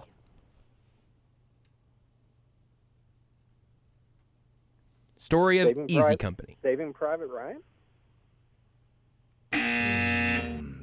It is not Brad. Saving Private Ryan. This is incorrect. Brad, thank you for playing, man. Appreciate it. 913-3810810. We go to... That one's out there if anybody knows it. That's right. Just claim that one. We go to Lawrence next up on Sports Radio 8. We don't go to Lawrence, although you can if you want to, but we go to Lawrence, who's next There's up. a Johnny's there. There is.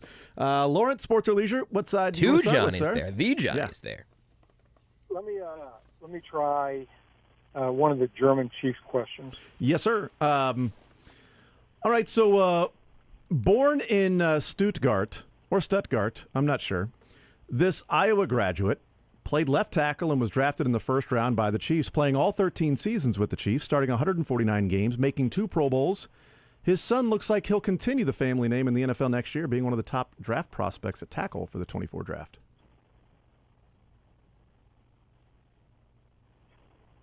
I'm sorry. What was the left tackle you said? Left tackle at Iowa, first round pick by the Chiefs, played all 13 seasons with the Chiefs, started 149 games at left tackle for the Chiefs, 2 Pro Bowls, and his son is expected to be one of the top, if not the top tackles taken in the 24 draft next year, maybe a top 10 pick. Is he?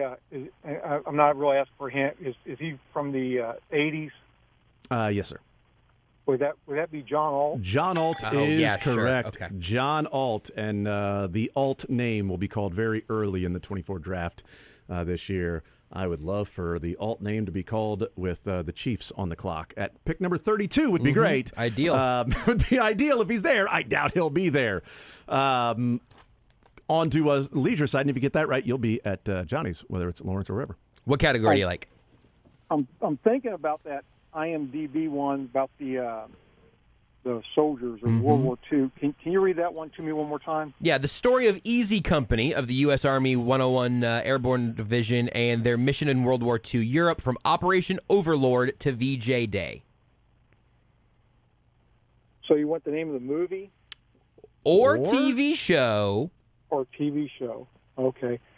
I wasn't even aware there was a TV show about that. What else? Let me give me a different IMDb one. Sure. Well done. Yeah, you can hear the question again without it Absolutely. officially being on you. This is a series centered around a group of football players and their families, friends, and handlers.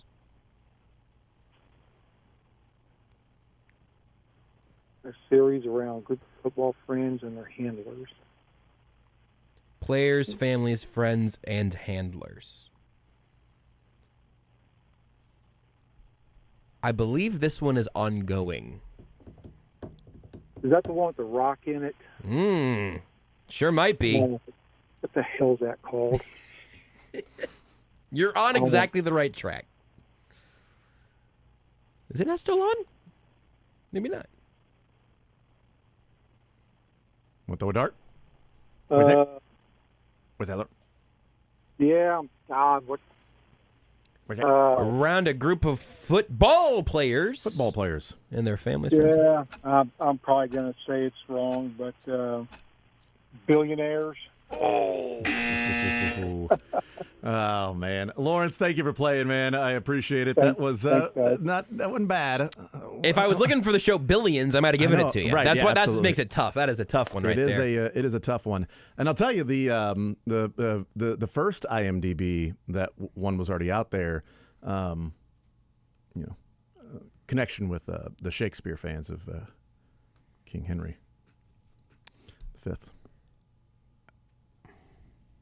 I don't know what that hint is, and I have this question. Oh, interesting. Interesting. Well, maybe learn a little bit more about Crispin Day. No, Okay. I am concerned. Crispin shall ne'er go by from this day to the ending of the world. This is the ending of the segment.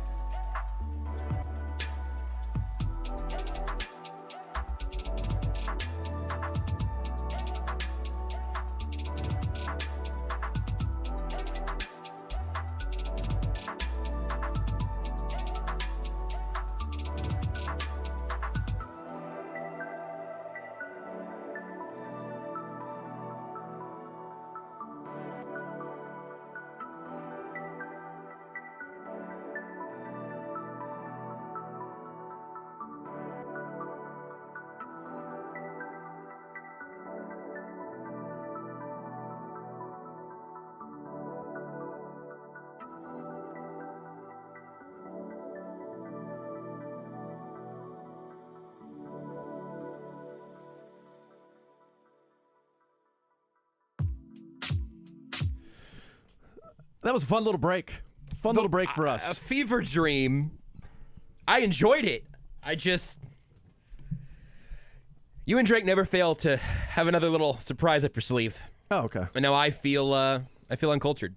Well, there you go. Make sure you tell Renee about that so she can be impressed. I'm going to. Thank you. I will be the first thing I tell her when I get home, which is you're not going to believe what the Jasons did. Yeah, that's right.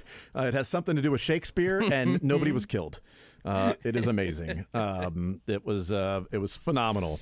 That's right. Let's go to, and I'm speaking from your perspective. It was not phenomenal from mine. It was phenomenal from mine. Watching Drake perform that speech was phenomenal. I was impressed by both of you. Me, bits and pieces trying to recite the Crispin Day speech, and it's been a while since I've had that thing memorized. But Morgan, next up on Sports Radio 810, a little sports or leisure. Morgan, what side do you want to start with, sports side or the leisure side?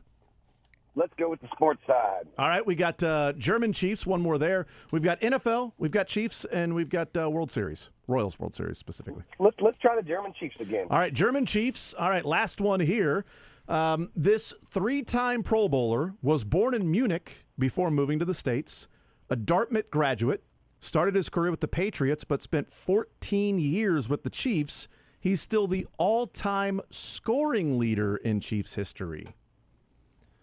All-time points leader in Chiefs history. Many different ways you can get points. The all-time points leader in Chiefs history. Louis Aguiar. Louis was a punter. I didn't mean Louis. What's the kickers now? Hold on. I'm going to give you a chance because I know what you were going for. And you said it so confidently that I also want you to get another swing at it.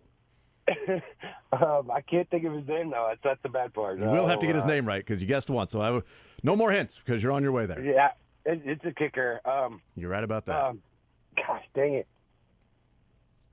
Hold on. Did you know this one before Louis Aguilar, Josh? Yes, Louis Aguilar did nothing to change my answer. Okay, I didn't know. Yeah, Maybe- no, I was.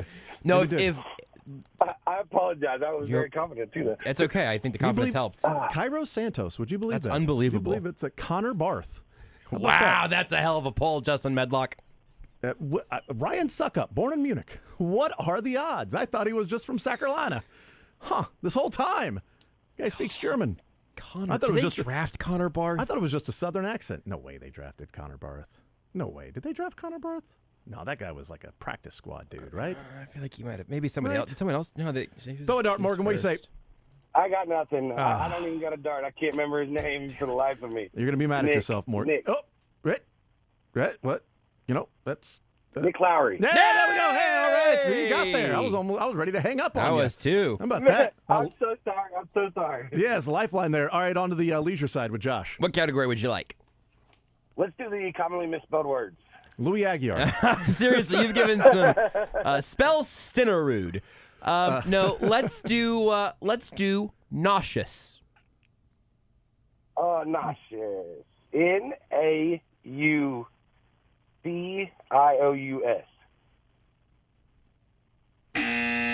That is incorrect. It's an S. All right. Morgan, thank you for playing, man. 913-381-1010. Let's try to roll through some of these. Brad next up on Sports Radio 810. Brad, sports or leisure, what side do you want to start with?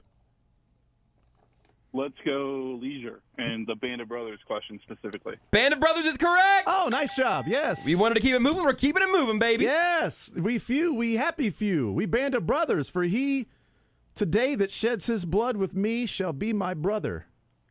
But he ne'er so vile. This day shall gentle his condition. And gentlemen in England now abed shall think that manhood's cursed, hold their manhoods cheap, whilst any speaks who fought with us upon St. Crispin's Day. That was butchered, but close. On to the sports side, sir. I continue to be impressed. On to the sports side, sir. We got NFL, we got Chiefs, and Royals World Series. And oddly enough, more Shakespeare. I'm going to have a Shakespeare category. No, we won't. That's on Shakespeare. Let's do Chiefs. All right, very good. Chiefs for you. You know what? Let's go with this one.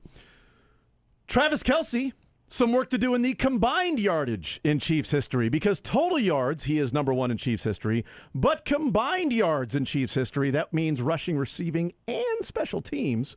Who holds the Chiefs record for the most combined yards? Yards that does not include passing.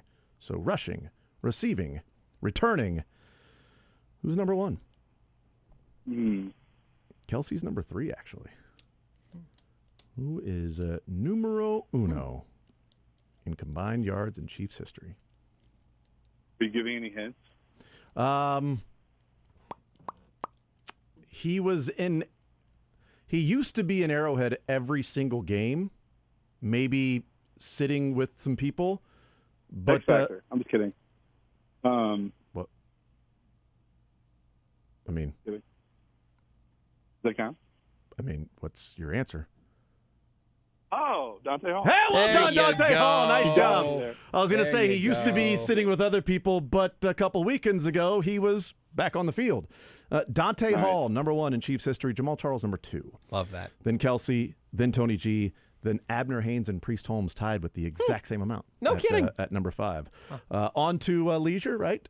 Leisure with Brad? Or did Brad get We leisure? got Band of Brothers. You Hey, took got Band of Brothers. Brothers. That's right. There It was we so quick. go. It was so fast. That's right. Brad will put you on hold to get your information. You can go with the Band of Brothers to Johnny's Tavern. Well done. Thank you. Absolutely. Let's go to Jeremy next up on Sports Radio 810 WHB. Jeremy, sports or leisure? What side would you like to start with, sir? Leisure. What category? We got IMDb, pun, name, game, leftovers, Star Wars with a drink. IMDb. You are. There's one that's out there about football players and their families, friends, and handlers, or I can give you a new one.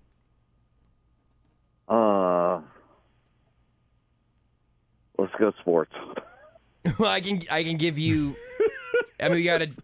You got to go leisure at some point. Yeah, I can give you a fresh one here if you would like a different question. What do you want, Jeremy? Come on. All right. Come on. Bring Okay, it. a series centered around a group of football players and their families, friends, and handlers. Earlier was guessed billionaires. That was not quite right. Millionaires. That was not it. Right? No, All right. All right. Let's go to the next one. Okay. An Atlantic City politician plays both sides of the law by conspiring with gangsters during the Prohibition Boardwalk era. Empire. Bang! Nice job. I am floored, but you got it. Well that done. guy's uglier than me. Oh, great. Well done. And you're in People Magazine. Good for you. Yeah. All right, on to the sports side. Royals World Series, NFL, and Chiefs. Hurry, quick. Oh, damn it. Just pick a category. Pick at it, Royals World Series, Chiefs, or NFL? Go. Just give one. Anything. Just give one. Who has the most stolen bases in Royals World Series history? Willie Wilson. There you go. That's right. Wow. Willie Wilson. I don't know. Willie Wilson. No, you got You're it. right. That's it. Willie Wilson has 5 stolen bases in a World Series game. Nice job. Not I'm in a one, but liar. I called in twice. All right. What is going on in today's show? We need a full crew dedicated to Well, there we go. sports or leisure. Oh, and he hung up. Good. He just hung up. Ridiculous. Sorry to those that were on hold. We got what we could. That was in a hustle anyway. Yeah. All right. Any that we did not get answered? Yeah, nobody got ballers. Oh, yeah, that's right. Yeah. Yeah, all of mine were answered. Thank God. There we go. Program next.